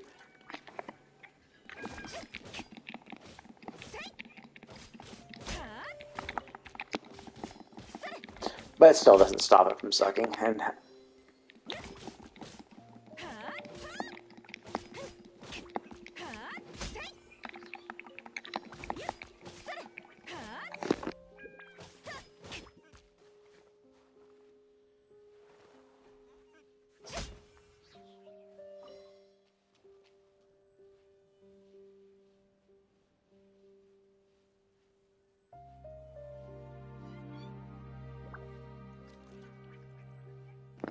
oof. Yeah, you always gotta be careful. The most expensive things are free. I say that a lot about the free-to-play games. The most expensive games to play are the free-to-play ones because you end up spending shitloads of money. Well, some people do. That's the idea on free-to-play games is that like 80% of the people, 80% of people are actually free-to-play, and it's that those 20% of the people who spend money are the ones who actually fund the game.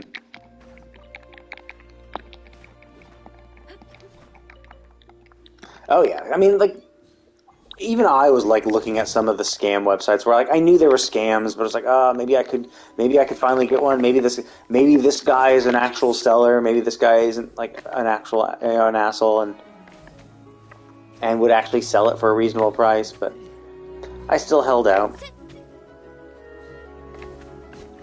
And actually, I got super lucky. It's like someone made a Discord where essentially they linked to the background API of Walmart. And so essentially in December of the year it came out, when it was still sucky, like really, really sucky, essentially there would be, the Discord would announce when Walmart got some shit in stock and had the API call that would put the item in your cart instantly, right? So you click the link, and then you are redirected to Walmart's shopping cart page with the thing already in your cart, so you could like have that one up, right? You don't have to load the page, don't have to put the item in your cart, get to the cart, and then purchase. So you're a few steps ahead. So I was able to get my purchase in. And even though I bought it in like December, it didn't like ship out till January. So I was super lucky to get it. I was really happy because like this was that December, like it released in like November, so I was able to purchase it in December, even though I only got shipped it in January. But still, pretty happy. But then unfortunately, the one I got ended up like sucking. It ended up having a problem, and I had to. It happened like pretty quick. I was like within the first few weeks. Um, that I kept. It could. I forget what it was. I think it could play PS5 games fine, but for some reason it could not play PS4 games. Like it would just have problems, which was obviously super weird. Like it would, if I tried to load like Final Fantasy 14 before they released their PS5 version of it, it just would not load, and it would like green screen, and so I had to ship it back, and then they sent me a new one, and that's the one I currently have, and it's been working fine ever since.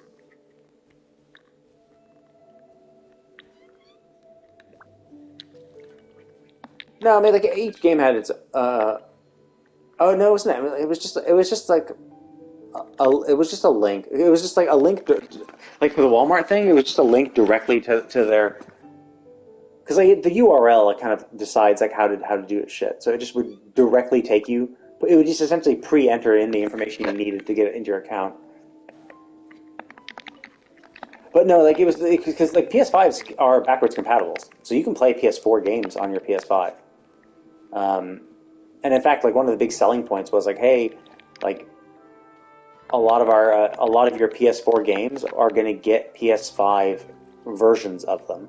So go out and buy a PS5 because the games you purchased are getting free PS5 upgrades. Like Phoenix Rising came out right as like the as at the launch of PS5, but like Final Fantasy 14 got a free version of the free PS5 version where it's like, oh, you bought Final Fantasy 14 for the PS4 because like that's all that existed when you bought it.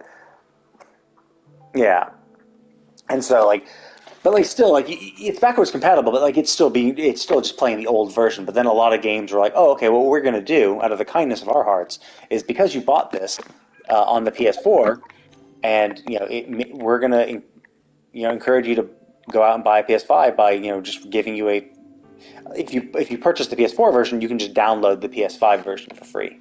We'll produce a PS5 version, and people can get it for free. There were a few other game companies that just sold it, but like if you bought the PS4 version, you could buy the PS5 version for like $10 or something. Um, yeah. Every day they're hustling, hustling. I mean, that's why. Well, I mean, I guess Nintendo still has is. I would. Yeah, I think Nintendo is still probably like the number one console on. Oh yeah, but like there's so many people whining and bitching about like PS5 or PlayStation exclusives.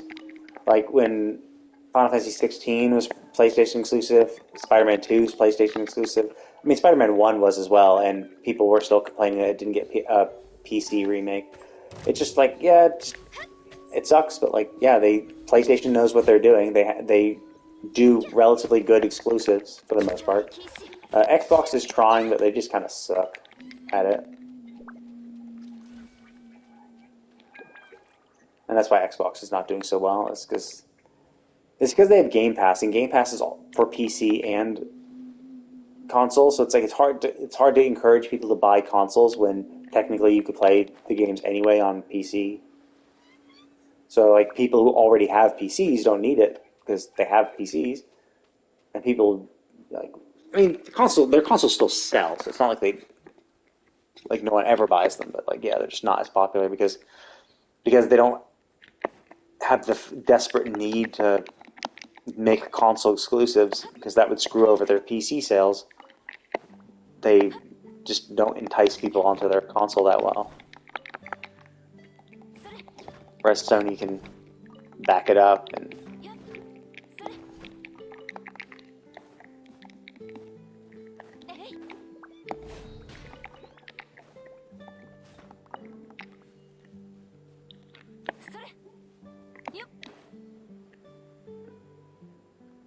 another reason to play the PC or the PlayStation. I look at these cool wings. PlayStation only. Match very well with Eula and a few other characters. The wings actually disappear off my character if I play Genshin on PC.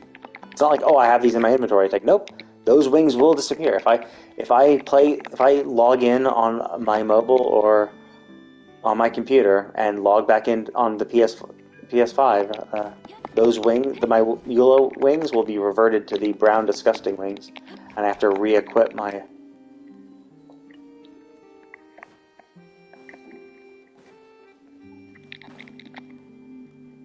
Yeah,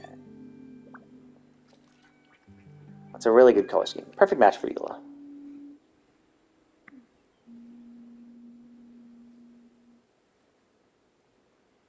And this was especially because this is what came out on release. So like when the game first came out 3 years ago, if you were on PlayStation, you got those wings, which was great because back in the day you had nothing, like nothing. You just had uh, what did they give you? Oh yeah, so we obviously had the shit wings. I think we got these, and that was pretty much it. Because I don't think we got Reputation right away. So it was like, yeah, so either if you were not on a PlayStation, you could only have these ugly ass wings, or this one, which is 100 times better, but still kind of shit. But these look so nice. And then they started introducing reputations. We got the Mondstadt wings and the Leeway wings, and then Dragon Spine. Was this from Dragon Spine? Maybe it was from Dragon Spine. And then the KFC wings, Inazuma, and they started giving away wings as well as other for events and stuff. But still, like every city got its own wings. Oh yeah, yeah. Well, I mean, I've been playing for 3 years, so you get around to doing everything, and I am a completionist. So I do like my all my regions at 100%. I'm not like super sweaty about it. Like I have a friend who actually like opens up the Genshin map and actually like when he's like exploring, will actually systematically go through and mark every chest that he's found, so he gets literally every single one of them. I'm not like that. Like I'll just wander around getting what I can, and then when I'm once I've unlocked enough reputation, then you have the compass, and I'll wander around, sometimes popping the compass if I can remember. But I still try to get 100%. So if I don't have 100%, I'll wander around even more. But I'm not like opening up the map to check every single chest location to confirm I have it, because that just ruins the fun. But yeah, I get all the reputation. I mean, it's tough to say because like Genshin already has so much stuff in it already, so it's already progressed the story a lot. Whereas Honkai Star Rail is relatively new, and I'd say they both kind of do things differently. I think Genshin is a much more interesting fantasy narrative, and like Honkai Star Rail is more of like a sci-fi, but it's also like less serious. Honkai Star Rail is has a lot more silly moments in it, um, and so you take the story in general less seriously, just because of how zany and off the wall some of the shit that goes on is. Whereas in Genshin, you take a lot of it really seriously. Like, yeah, sure, there are some like somewhat funny moments, but like overall, like the entire story is pretty serious. Like, and then most of like the comedy stuff are like the events. Like, oh, okay, we have the Beetle Brawl right now. So, yeah, sure, obviously silly, but like the actual main story is pretty serious. Whereas Honkai Star Rail still has some funny moments within the main story itself. It has some it obviously has its serious moments, like the Cocolia fight was amazing. I mean, Fantilia was kind of weird.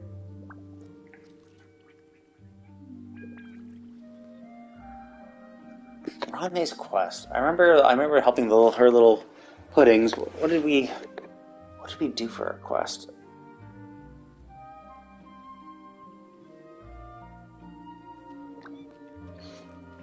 Yeah, Rodney's kind of messed up. I mean, there definitely are more. Yeah, I mean, it's weird because like the story of this world is more serious, but it definitely is more lighthearted. Like, oh, what was that Hilichurl's name? The Hilichurl we helped kill, the one like the father was like taking care of. That was pretty dark. And then if you've done the book, this one was pretty dark, and Caterpillar was kind of interesting and dark too. And actually, the Narza Crescent whole storyline was pretty cool. So I'd say like yeah, I think the characters yeah, overall I'd say the characters are more lighthearted and fun, but the story is pretty serious. Whereas in Honkai Star Rail, the characters are a little zany, and the story shifts between being like comedic, dark, funny, lighthearted, kind of goes all over the place, which is fine. Like I enjoy it. I really like the story. It's nice that they kind of can like try out different things than Genshin.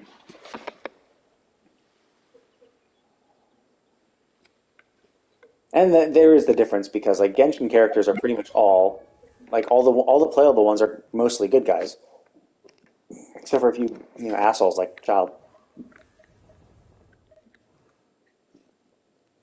Like most of these guys are good and or intermediate like Freminate, which yeah technically he's working for the bad guys, so he seems like a nice guy overall. Like we just have to let it, but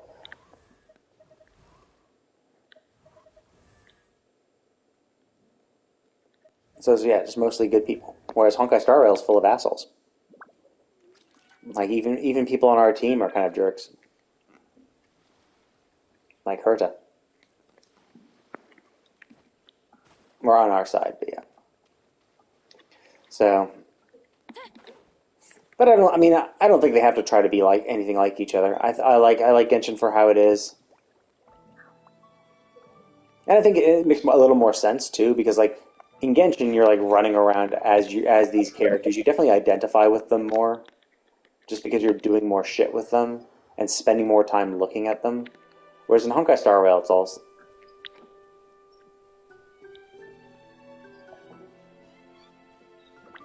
Oh yeah, Aloy. Yeah, that was kind of weird. I still give her that. No, yeah, I didn't build her at all. Yeah, it's so dumb. Like they honestly should just like they should have. Like I was kind of hoping they would give us constellations at some point because she kind of sucks, and so it'd be nice if they like gave her constellations to make her somewhat useful. Yeah, that's it. Which wasn't a huge problem for me because I already had it. But yeah, so I got her right away.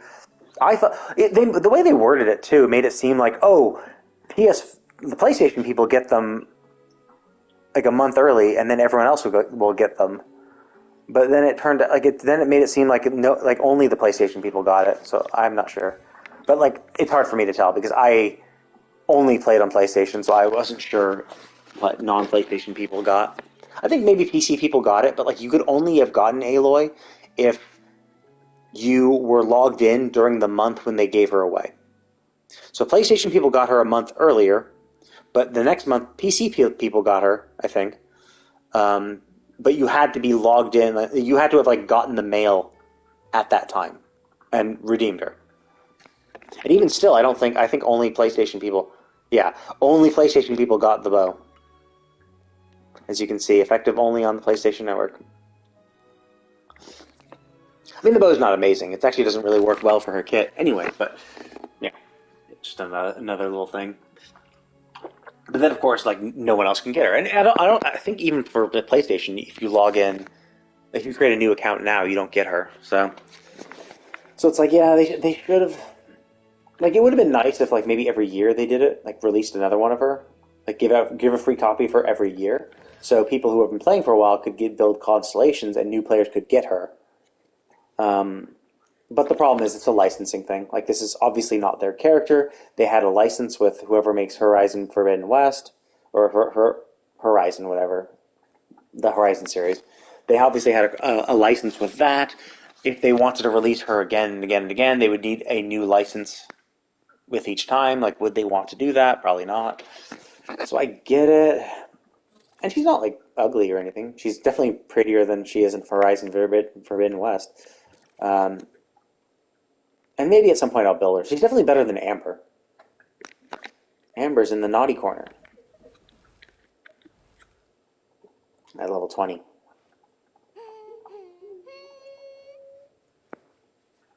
Along with Bennett.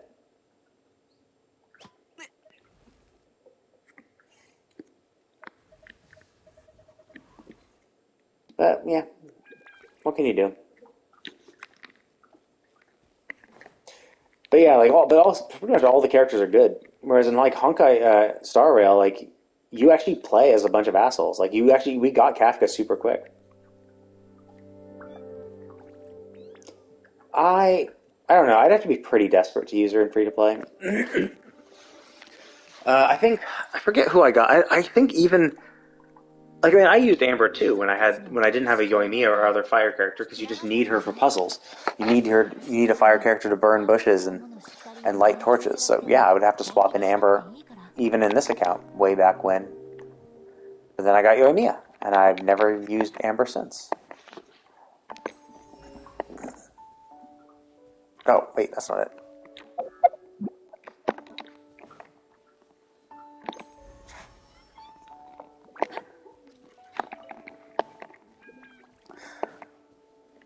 And I don't know. I just like a lot about her kit. Um, the fact that you needed so many constellations for her to be like to manually set off her bunnies, to get extra charges for her bunnies. The fact that her burst lasts so little, like it's like 3 seconds long, like that's just ridiculous. Like that's bullshit. I don't like bursts that last so little. Not just Amber, like anyone, but see, I wouldn't do that. Like I'd say, like on a free to play account, like if I made a free to play account and wanted to bother doing that, I would still spend. I wouldn't like save just to save. I would like get certain characters. Like obviously when Raiden's banner comes out, I would get her. Uh,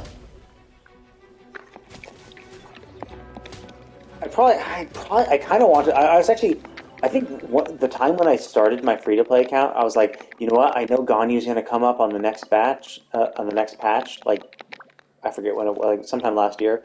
Ganyu's coming up on the next patch. Maybe I'll go free to play, get Ganyu again because she is really helpful in killing things in the overworld, which really helps early on for farming everything and just progress in general.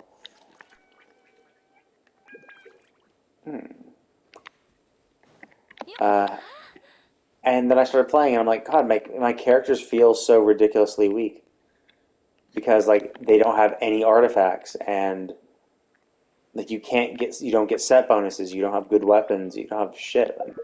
Like yeah, just because I've been playing for so long, I have. Look at all my billets. I have so many of them. I think I have literally every single R5 bow as well. Yeah, so this is a craftable bow. Have R5 that. Craftable R5.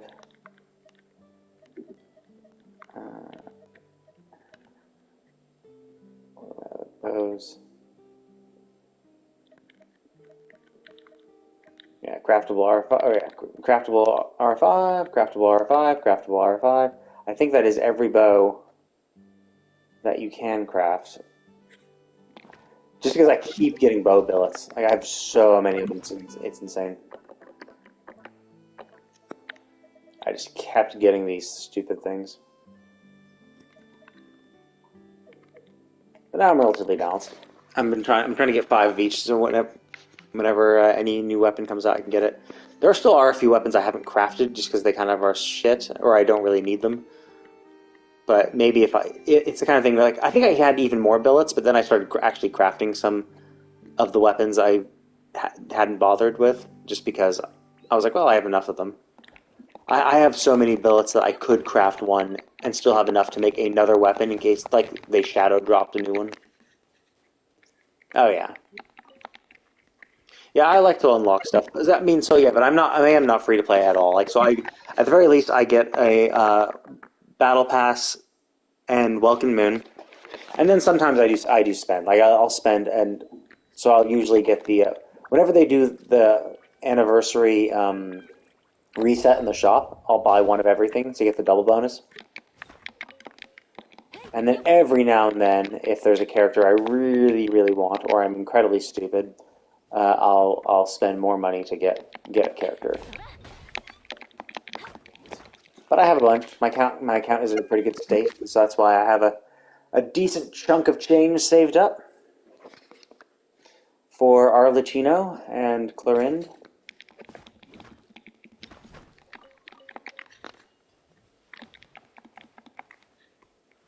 Now I'm not pulling in the next patch too, so that'll save me some more.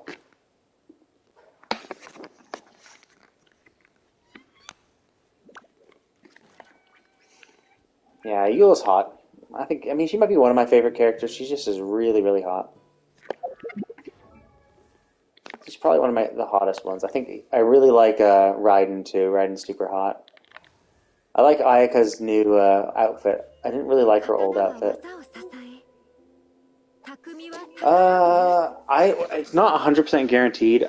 I think the only thing I knew was that Clorinde is supposedly 4.7. Obviously 4.4 is Cloud Retainer.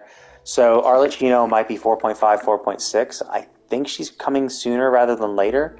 But since, the patch is coming out in a week from tomorrow, Honey Hunter will have the 4.5 characters out, so we can see who's due. She looks nice, but I don't know, like, her gimmick seems a little weird. I don't really need her. I do like glasses. I like bespectacled women, but just nah. It's like between her and Arlecchino, I'd rather get Arlecchino. Plus, I definitely need more fire type. I have a lot of really good ice types, but I've always been kind of weak on fire.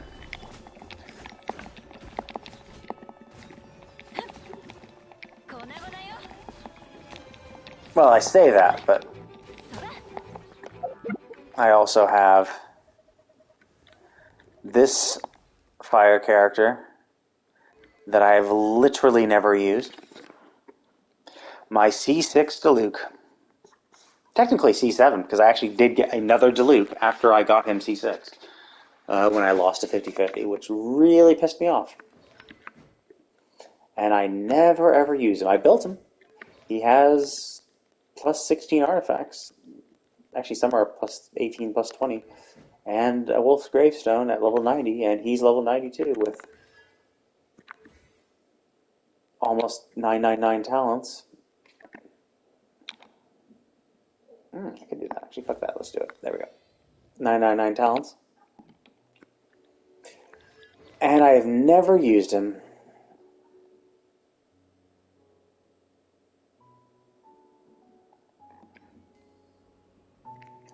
I mean, it depends. Like, obviously, there's the whole lesbian thing about her that people are getting hyped about as a meme. I mean, it's one of those things that's like, not every character is going to appeal to everybody. So, like, yeah, there's a lot of people who like her. I think she looks hot. I think she looks cool, too. Like, her eyes are really cool. I think she's a sword user. I forget. I think her generic kit has a. Oh well, I mean it's like dressed masculinely, type thing. Uh-oh, I pissed him off. Like a lesbian's wet dream type thing. I don't know. It could just be the circles I roll in that I've heard these things. On Reddit, like maybe I saw a bunch of memes about that. So I don't obviously know how reflective of the real world that is, because Reddit is, Reddit. But like, she is dressed in a suit, so she is kind of butch, you could say. I mean, she even calls herself father. Wait, where am I again? Oh, I'm here. Oh, actually, cool. Wait, no, this way.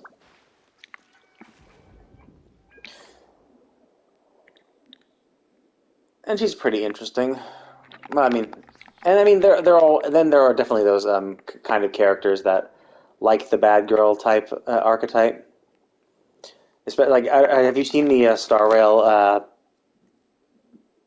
the Duke Inferno's gang? The Chain Girl, basically evil Himiko, evil Sele, evil Clara.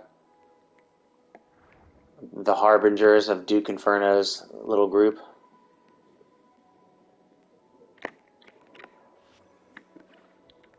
Yeah, I'm definitely. Even though I probably won't use him and I don't really like him, I'll still get him as my freebie for the Leeway event. Just because I like having the character. I like having at least one character so that I can start building them and giving them to like level 90 and giving them a weapon and shit. So if I ever I waited too long. If I ever decide to use them, I can. But his kit looked a little weird. But yeah, supposedly Arlecchino, I think they said she was a fire sword user, and she's also going to be really good for overload. Yeah.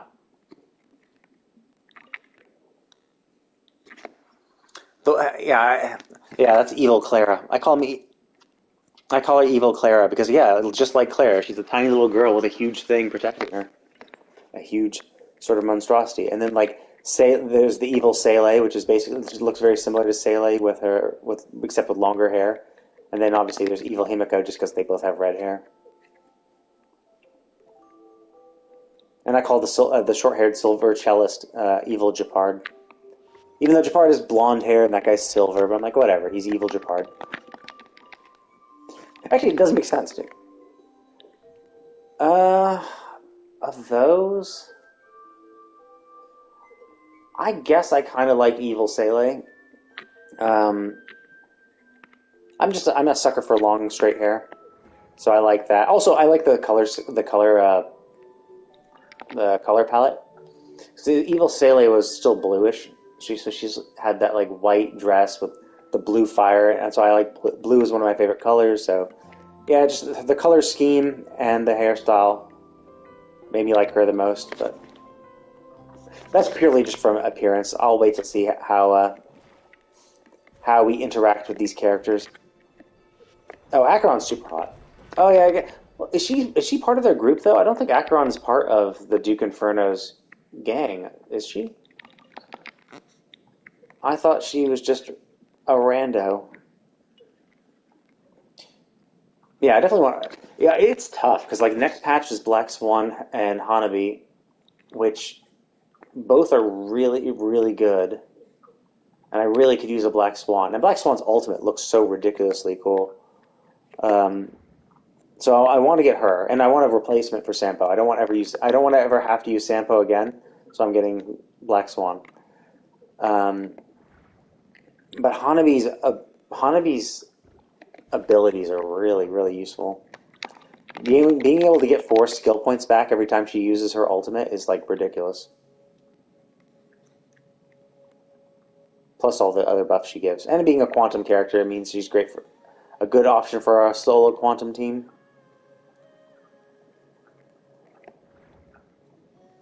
But then there's Acheron, who might be the next patch. Oh no, it's the one with it's the no, like Acheron looks more like Raiden Mei from Honkai Impact Third or Raiden Shogun, kind of. Not really Raiden Shogun, more like Raiden Mei from Honkai Impact Third. No, Evil Sele is the girl with the white dress with the white brimmed wide hat who has blue flames coming out of her left eye.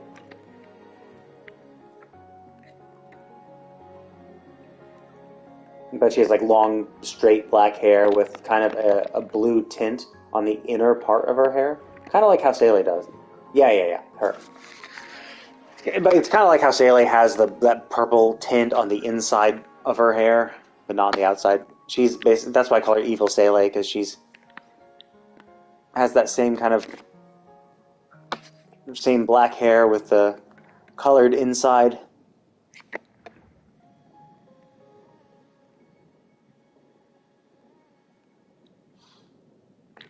But I think she looks the nicest of the Duke Inferno gang. But yeah, I had to, if Acheron's in the mix, then I would say Acheron.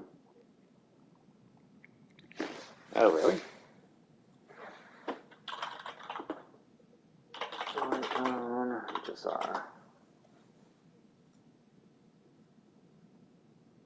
Oh, that.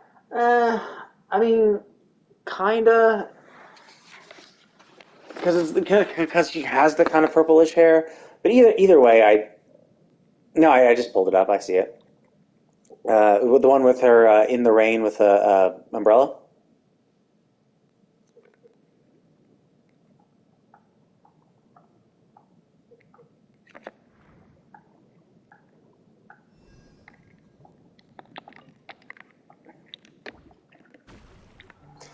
But I mean, she the fact I mean that she just is too much like she just is too much like Raiden May. Even in that, because technically, even in Honkai Impact Third, there was a huge big scene. In fact, the scene where she regains her share of thunder powers is in the rain. So, like, the fact that she has long purple hair and a humongous sword is very much like Raiden Mei, and having a Japanese themed fan or umbrella, I mean, in the rain also matches her character stylistically from Honkai Impact Third. So I would say it's more like that. But yeah, I mean, I can kind of get it. Like, I can see from the front too. She kind of has the shorts and top, kind of like Seele. But yeah, it's a long game. It's okay. It's it's pretty long. Like, they have a ton of story chapters. I mean, because the game's been out even longer than Genshin, so not surprisingly enough, they have a lot of shit to cover. And so I, made a point to like go. I've been playing it for a while, but like I made a point to make sure to go back and do all the story content. And some of the stories are kind of hit and miss, and some of the story is a lot more confusing at times. Like I don't know, they essentially, it's like the multiverse. They have their own version of the multiverse. Like, they call it something different, but then it just kind of becomes zany and stuff. Where it's just like, oh yeah, like this is a multiverse. Oh, now we're in the multiverse. Now we're using the power of the multiverse. Multiverse. It's just like some of the shit that goes on, and some of it is obviously like an event where it's like, okay, it's not. It's not canon. It's just them doing random shit, so it doesn't have to make sense. But even like in the story parts of it, they just like, especially lately, they've been doing all this like multiverse stuff and all these weird things.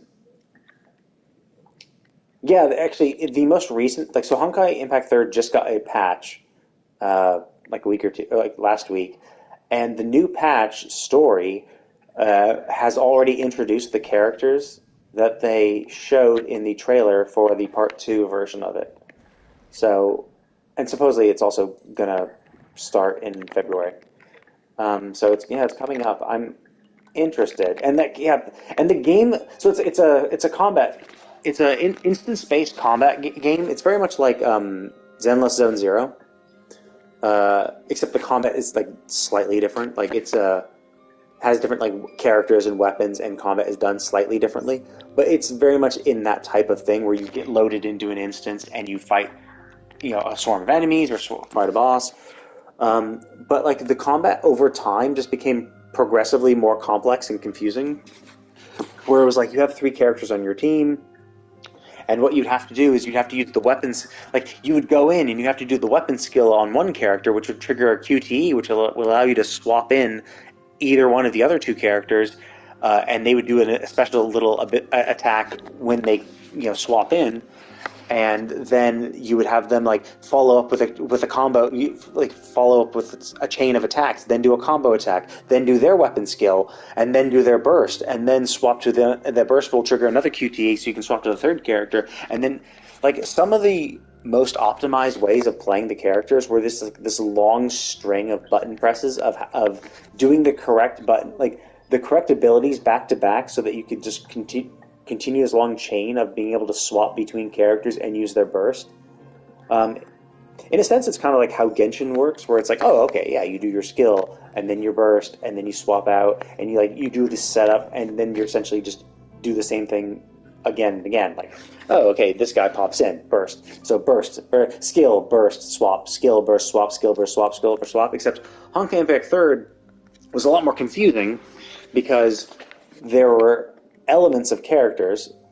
So, like, unlike Genshin, where it's like you were using elements to trigger reactions to do damage, you just were an element in Honkai. Characters just were a specific element and type, which means if you were fighting against specific enemies, you would do extra damage if you could be the correct element against them, which essentially meant that, oh, hey, by the way, if you happen to level up a bunch of fire characters and now you're fighting a boss that's resistant to fire and is weak to ice, then you're fucked because you don't have any ice characters, and fighting this boss really sucks. And so, whereas in Genshin, like, you could just get a relatively good party that only has to synergize with each other, and that's all that matters. And you can still clear anything for the most part. Like, obviously, you can still fuck yourself over in a freeze team if you're fighting cryo slimes or something, but for the most part. Whereas in Honkai Impact Third, it's just like you just get really fucked if you don't have a lot of decent characters. So like there's like a few element types, and then also a few enemy types, or like character types. So like you can be fire, ice, lightning, quantum, and imaginary. And quantum and imaginary were strong and weak against each other, kind of like light and dark. And then the ice, fire, and electric were didn't have weaknesses against each other. Or quantum and imaginary are a type. Never mind. That's not damage. It's you. The only elements you had were fire, lightning, and ice, and physical. And enemies could be resistant or weak to any of those, and that's independent of their type. And it was kind of like a rock paper scissors type thing. There was the psychic type, there was the bio type, and there was the mechanic type. And mechanic beats bio, bio beats psychic, psychic beats mechanic. And then there's also the quantum and imaginary, which are strong against each other. So quantum strong against imaginary, imaginary strong against quantum. And so if you're fighting a psychic boss that is that is resistant to fire, then you would need a lot of biological characters that were ice, or ice. So stuff like that. So it kind of sucked because it just means you had to have a lot of characters, all kind of built, and not only just built, but that also synergized well with each other, which didn't always happen. Sometimes it's like, nah, this fire type synergizes well with this, and so sometimes you would have to bring in characters that don't have a type advantage. Like it would have an elemental type advantage, but not the physical type advantage. Yeah. Oh yeah, exactly. Yeah, it's exactly the same. In fact, Stele is a quantum type in Honkai Impact Third. So yeah, there are definitely. I mean, and Welt too. Welt Yang appears in Honkai Impact Third directly, like literally Welt Yang, his name. Raiden May appears, and supposedly we were going to get a Raiden May in sometime in the future. But at this point, it's hard to say if Acheron is supposed to be, the Raiden May we're getting, or if there is going to be an actual Raiden May later. Also, Himiko is a Honkai Impact Third character.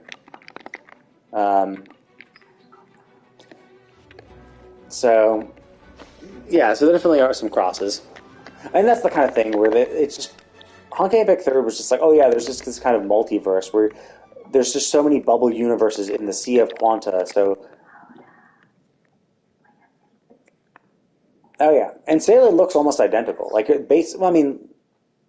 kind of black haired, black short hair. Um, Obviously, they dress differently and they have a different personality. But like Bronya too, like Bronya is a Honkai Impact Third character. Her Silver Wolf incarnation is very much like Haxor Bunny from Honkai Impact Third. The Haxor Bunny skin. So essentially, there's a variety of battle suits for Bronya, but the Haxor Bunny version of her looks very, very similar to Silver Wolf and has a similar personality.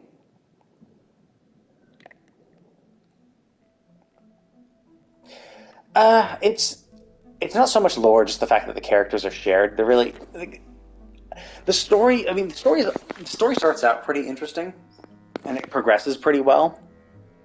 Like fairly straightforward, but then it kind of goes. It gets kind of weird, where it kind of gets like, and it has this megalomaniac. So essentially, like Luocha, one of the reasons I don't like Luocha is he looks very, very similar to now what the fuck is his name? Basically, an asshole megalomaniacal villain from Honkai Impact Third. Auto Apocalypse. He looks very, very similar to Auto Apocalypse, a blonde, long-haired character, and he's this villain in Honkai Impact Third, and he basically just gets his way like the whole time. He's just waging wars, doing all this fucked up shit, doing all these human experimentation. No one takes him to task because he's also just kind of inadvertently saving the world by doing some stuff as well, and so no one really like does shit, but like no one also stops him from being an asshole. And so yeah, the story is kind of interesting. It's a very gacha-y game, and there's a lot of elements to it that are just kind of designed to take time. Where it's like, okay, you have to do these things, and you have to do it you have to do it with you have to be quick about it. And it just can take a while. It can definitely take a while to go through the entire story of it. And some parts of the story are just kind of weird, and some parts are really fucking annoying, especially in the beginning, because later on you can just be whoever character you want. You'd be like, oh, okay, you want to go into this fight. You can pick your characters, but in the beginnings, well, in some chapters, it's like, oh no, you have to be this character. Oh yeah, this chapter. It's revolving around this character, so you're going to be controlling this character a lot. And if you don't like that character, sucks to be you. Like I don't really like how Fuwa plays in Honkai Impact Third, but like there are a lot of story chapters where you're just like forced to play as her, which suck if you don't like her playstyle. Not all chapters are like it, but it does happen, which is kind of annoying. So it's a kind of a mixed bag, and it definitely sucks if you don't have any characters built and starting out and stuff. Maybe it's better. Maybe there's more level scaling and shit, but then like yeah, there's just the kind of power creep. Like all the characters you get initially, like all like at the very beginning of the game, like and that you can get easily, really suck a lot. And there's just like only a few new ones that are somewhat easy to get that are okay. But like most of them are just like, yeah, you have to spend money, and the monetization in Honkai Impact Third sucks so much worse than Genshin. It is ridiculous how much it sucks because in Genshin it's 1,600 primos for a temple. In Honkai it's 2,800, and the cost is the same. So if you spend $100, you get like 8,000 primo gems. You spend $100, you get 8,000 like whatever the gems they have in that game. So essentially, for $100 in both games, you're getting less pulls, almost half as like you're getting like 1/3 less pulls. Um, Actually, almost half as many pulls in Honkai Impact Third, and a character's weapon. So like in Honkai Impact Third, you get the character, and it's like you unlock abilities by getting duplicates, like constellations, except it's obfuscated so much more, and I think you need a lot more copies to max them out. Like essentially get a C6 character in Honkai, you need a lot more copies than just six, like 7 total. And then not only that, but you need their weapon because most S rank characters have a weapon unique to them that has a weapon skill. And you want their stigmata, and the stigmata is essentially like their artifacts, relics, and it has a set bonus. So not only does each stigmata of 3, each one has its own effect, but they also have a set bonus for if you have 2 or 3 pieces of the set. So you get a 2-piece and a 3-piece set bonus for getting the set, and then each individual stigmata has its own little bonus that does its own little thing that pairs incredibly well with the character. So essentially, the equipment and their weapon and equipment are very essential to their power, much more than getting a 5-star weapon is for the Genshin character. And for Genshin, it's just get the weapon, get the character, get one version of the character, get one version of the weapon. You're pretty strong. But in Honkai, it's like you get one version of the character, you still need to get their weapon and their stigmata, which still have that 2,800 pull rate. And the guarantees are absolute dog shit too, because it's like you're guaranteed to get all 4 pieces, the weapon and the 3 stigmata, by putting in 200 pulls. Because you're guaranteed to get one of them every 50. But it's like 200 pulls. It's like, oh, okay, that's how many you need to get a 5-star character and a weapon in Genshin, right? Well, it's like, yeah, except it's the 10 pulls cost almost twice as much, or it costs 50% more, and it's far more required. So yeah, monetization in that game sucks. Yeah, Genshin definitely did a much better job in keeping things simple. Like weapon effects are pretty much passive, and the only thing you have your attack. Uh,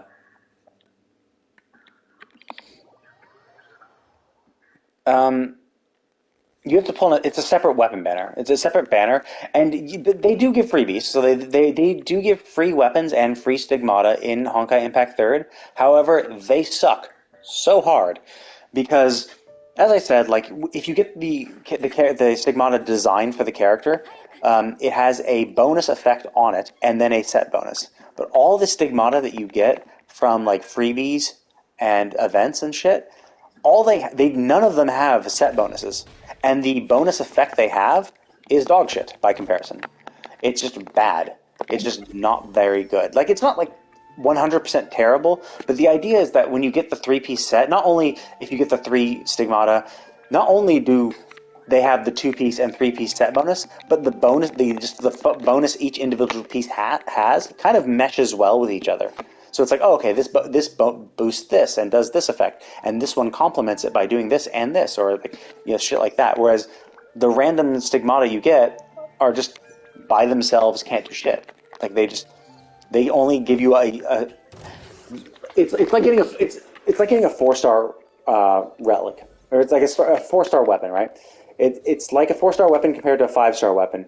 It's that they are just much better, like stat wise. Just as a flat stat stick, a 5-star weapon is going to be just stronger than a 4-star weapon for the base stats.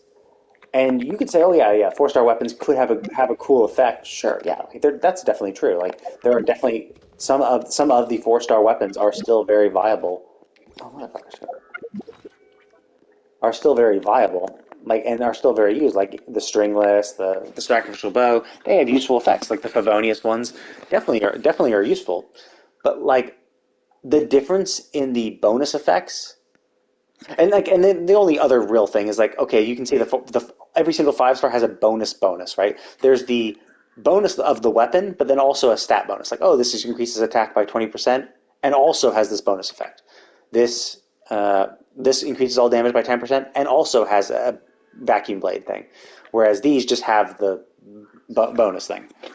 So there is like that, but it's just it's a difference in base stats and a little bonus you get.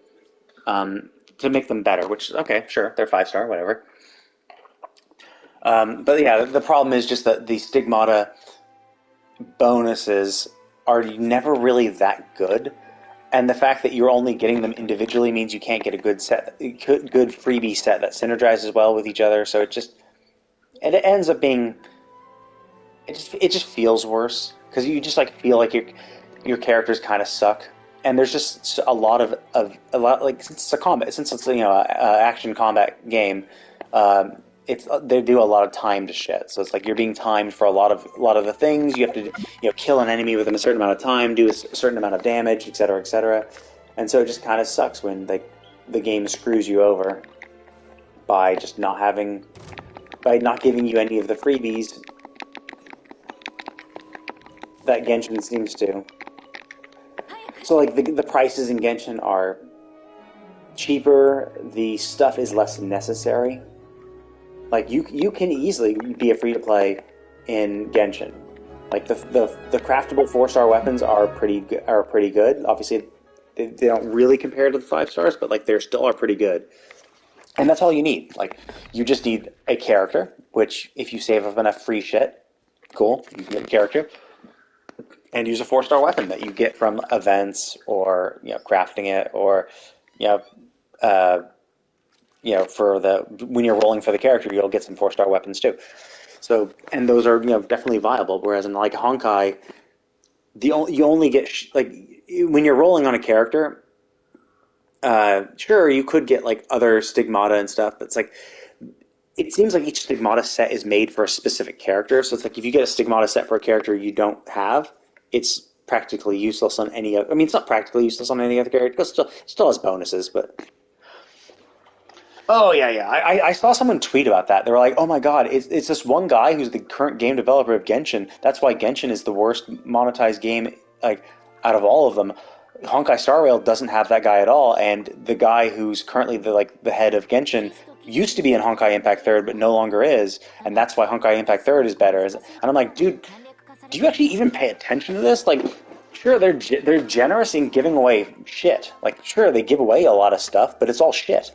Like it's useless. It's useless. It has no practical use. The stuff you pay for performs so much better. It's insane. Whereas in Genshin, the difference between free to play and like a paid well, let's not go whale. Let's not go whale. Like, let's not compare a free to play to a C6 character, but like just a normal, like having a 5 star with their personal weapon compared to a free to play person getting that same 5 star and using a free to play weapon. The difference in power is not that much. Um, but in Honkai Impact Third, it's like it's drastically different between getting a 5 star character uh, and a 5 star character with their weapon and stigmata set. Like it's just like 2 to 3 times the damage or something like that. And just the fact that everything costs so much more, it's so much more effort to grind every little thing each week and each day, and you get rewarded far less. So like you get like 60 of the crystals in like Honkai Impact Third for like just doing your dailies. I think it's like 60 crystals, something like that. Um, but again, it's like, oh, 60. Like, I think that's about the same as Genshin, right? Oh, cool. Like, so it's about as good as Genshin. Yeah, except the fact that it's 280 crystals a pull, whereas in Genshin it's only 160. So in Genshin, 3 days of dailies at 60 crystals each gets you a pull, whereas in Honkai Impact Third, you would need almost 5 days to do this to get one pull. So not only is the power disparity between the character and their their personalized weapons so great, but the fact that you get so little, and like all the rewards, like it's like, oh cool, here you can like sure, I did like the most recent event, and it's like, yeah, like you get in phases, you can get like 100 crystals. So I think like in an event you get like 300 crystals or something like that, like 300 to 500 crystals. But it's like, oh great, cool, I got a pull, nice, like that's nothing. Um, and I think it's kind of the same too. I think even their battle pass, it just gives you like 90 crystals uh, a day, which is the same as Genshin, but when their pulls are 50% more. I mean, it's not bad, and I mean the only reason I'm even able, I spent money in that game, and I mean, I regret that I did, in a sense. I mean, I don't regret it in some sense because I'm like, cool, I can at least play the game, and I'm not like too impacted and too screwed over by some of the systems, and I'm able to like power through. But like, it can be pretty grindy, and it feels less rewarding. It feels like Genshin, the amount of effort you have to put in to do anything and farm anything in this game is like nothing. It's just like, yeah, it's fun, just chilling, having fun. Whereas in Honkai, it's like you're sweating, you're really trying, you're putting in actual effort to get like something that's worth less. Like even if it's the number is the same, since you need more to pull, it is worth less, something like that. So it feels like and it not doesn't feel like shit, but it doesn't feel great.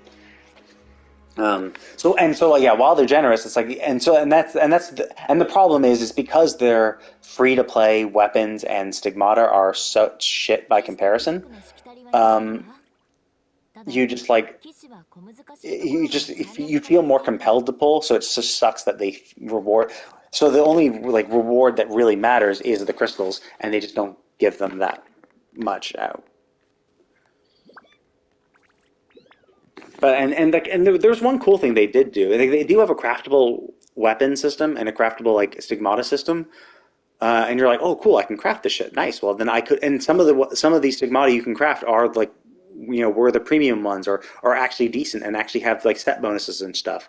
But the problem is to farm the materials you need to craft any one of them is like a huge grind in and of itself. Where it's like you need like I think for Alicia, the pink elf, I needed like I think I guesstimated that I would need like about a month of daily farming to like get one of her stigmata, and it's just like holy shit, like that's just way too much. Like and having to do events where I'm like actually like actually like button mashing like hell and taking a minute to clear this one arena, which is time gated. Like you can only do it once a day and stockpile 6 of them. So it's just like, yeah, it sucked.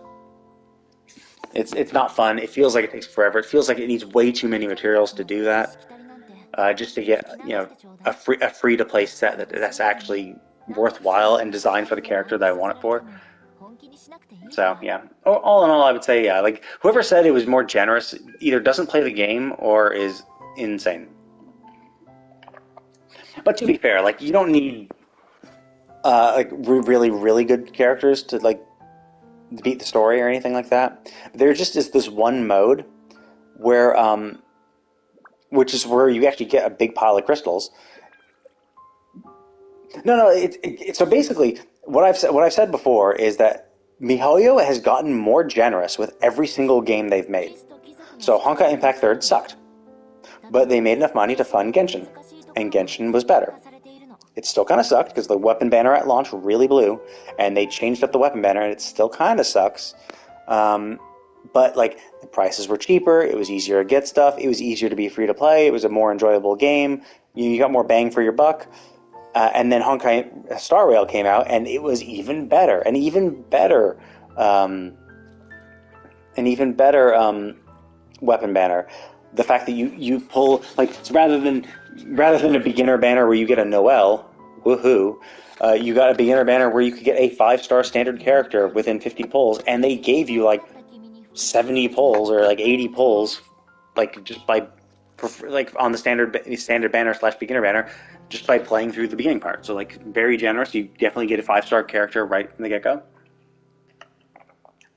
Um, and I mean, obviously, then we have the doctor ratio that obviously proves how much more generous they are. Genshin got Aloy, Honkai Star Rail got doctor ratio. So like yeah, so they just have gotten more generous. So I am a little hopeful for yeah, and I think it's because they become so popular and because they're making so much money that they can afford to be a little more generous. But the problem is, it seems like once they put a system in place, they kind of lock it in.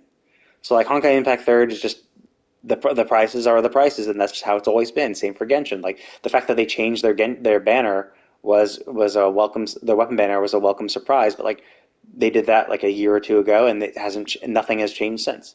So it seems like whatever they designed is what it's going to be. But they make enough money where like they can make the next one. Now the beginner banner in Genshin was dog shit. You just got a Noel. It was a guaranteed Noel. That was it. It was like I forget what it was. Like you get 20 discounted pulls and a Noel as a guaranteed for one of your guaranteed 4 stars. Now people were obviously cheesing it and re-rolling accounts to like get a 5-star, but like the only guarantee was just a Noel. So it was bad. And in Honkai Star Rail, I was like, no, you get a 5-star. And of course, once you pull 300 times in the beginner banner or in the standard banner, you can pick a 5-star, where Genshin doesn't have anything like that. So they've definitely gotten better. So I am a little hopeful that Honkai Impact Third, since they are remaking it, it was bad. Since they are remaking Honkai Impact Third, it's possible they're gonna remake it from the ground up, and it will not suck as much. And I'm actually a little hopeful for Zenless Zone Zero seemed like it might be cool too. We'll have to see.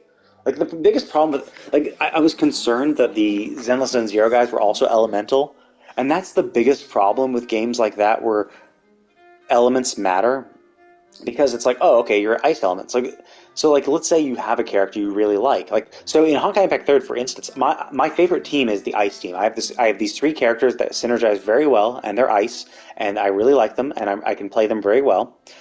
But there are just times when you fight a guy who's resistant to ice or who's weak to fire, so you just feel compelled to use a fire team.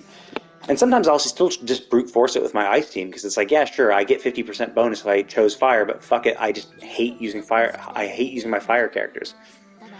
So I'm concerned with ZZZ. It's like, shit, like, is it going to be like that? Does element really matter? Or can I just play the character I enjoy playing, regardless of element? So that's my main concern, is that, like, if I play ZZZ and one character seems pretty cool, and I'm like, cool, I want to be this character. I want to main that character. Like, will I be forced to not use them in certain like boss encounters and shit like that because of their element matchup? Because that would suck. And like Genshin doesn't have that problem because I mean, you rarely ever have an enemy that is so resistant to like one character, and usually you're the synergy of all four characters that does the damage, not one character. Unless it is like some rare niche thing. So as I said, like an Ayaka freeze team against cryo slimes, yeah, you're fucked. Like you just will do literally no damage. But like that's rare. So like I'm hoping ZZD doesn't do that, but it seems like it probably will because that's just how. Yeah, like or yeah, when you have like if you're playing an electric character and you fight the electric abyss mage, and you're just like fuck. Um, so shit like that happens. Whereas so I'm kind of hoping it seems like ZZZ will do that though, because that's the kind of problem with these actiony games is that it'll be like, oh yes, one of these things will make them weak to this. I mean, it's kind of like simulated universe in well, not really simulated universe. Well, kind of simulated universe, but like the Swarm, for instance. The last boss in the Swarm was always the Bug, and the Bug was weak to Quantum and Imaginary. So you were really, really, really encouraged to use Quantum and Imaginary against them. Now you could give them an additional weakness on the first boss, the boss of the first phase, but like it was random which boss you could fight and which weakness you didn't plant. So it's like, yo, cool. You bring your mono quantum team. Well, or actually no, like Bug's weak to quantum. You bring like an ice, like half ice, half wind team, and then you're the first boss can implant a fire or physical weakness, and that's your choice. And it's like, well, fuck. I have ice and wind. Like implanting physical and fire does nothing for me. So you can get screwed that way. So like, and it just makes it like very very tough, and it just kind of sucks. Because like, what if you only really liked the ice characters and the wind characters, and you built them, and they're really really good, but they're not so good that they can, be a very tough boss. That when you can't at all exploit their toughness, shit like that. So I'm concerned kind of how ZZZ will handle that. Like I hope the elements won't matter too much. The problem with that is that even if it's not like they're resistant to it, if it's just a damage boost, like, oh, we're not resistant to ice, but ice, like fire does 50% more damage, and then they put a timer on it, so you have to beat the boss within like 2 minutes, so that realistically you could only really do it with a fire character at like high levels. Um, then it's like, yeah, you're basically just saying you might as well be resistant to ice because it's not like I can use an ice character to fight you. So I hope they don't do that, but I kind of bet they will. But we'll see. Like the game's not out. I'm not sure how it'll go. I hope it's not or I hope we get enough characters, or like I hope it's at least fun to play. Like that's the cool thing about Honkai Star Rail because it's turn based. The play style is the same. Like nothing changes. So each character is just as quote unquote easy to play. Whereas in like action games, it's like, well, not every character plays exactly the same, and there are and that's when people's styles come into play. You look suspicious.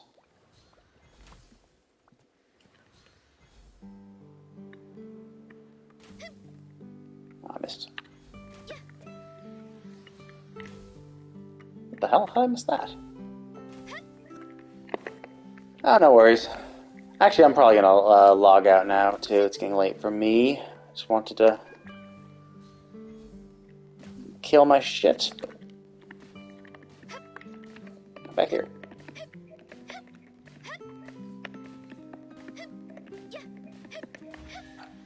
Yeah. Oh, there was a chest. I thought they looked suspicious. But yeah, I'm just gonna get these crystals and then I'll probably log out for the day. But thanks for stopping by and shooting the shit. That's another good. That's I think another reason why Genshin is such a good game to stream and play is because it's fun, relaxing, nothing too intense. and that's why it's so popular. Same, I mean, that's kind of why Honkai Impact Third is so popular too, because it is just pretty casual, relaxing.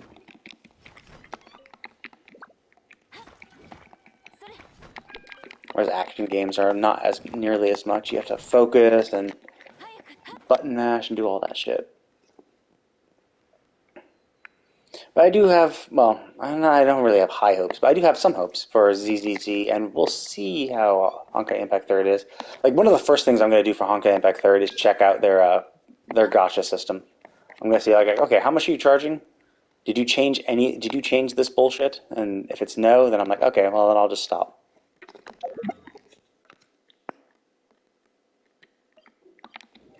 Because I'm all caught up to the story. There's only just a few little miscellaneous things I could unlock, but, like,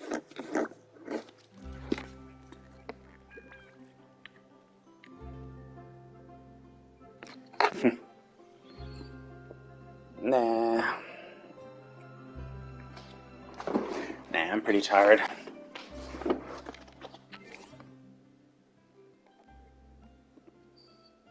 So I'm going to go ahead and log out, but thanks for stopping by. I'll probably be on, well, be on for tomorrow at lunch anyway, because that's when I always walk during my lunch break and do my dailies. I'll either be doing Final Fantasy 14 or more of this. Then maybe some Simulated Universe tomorrow. Actually, I'm not sure. We'll see. Whatever I feel like. That's another reason why I don't like care. I don't focus too much on my extra stream shit, because I like to just be able to do whatever I want when I want. But I'll just stream it. But anyway, it was nice chatting. Talk to you next time.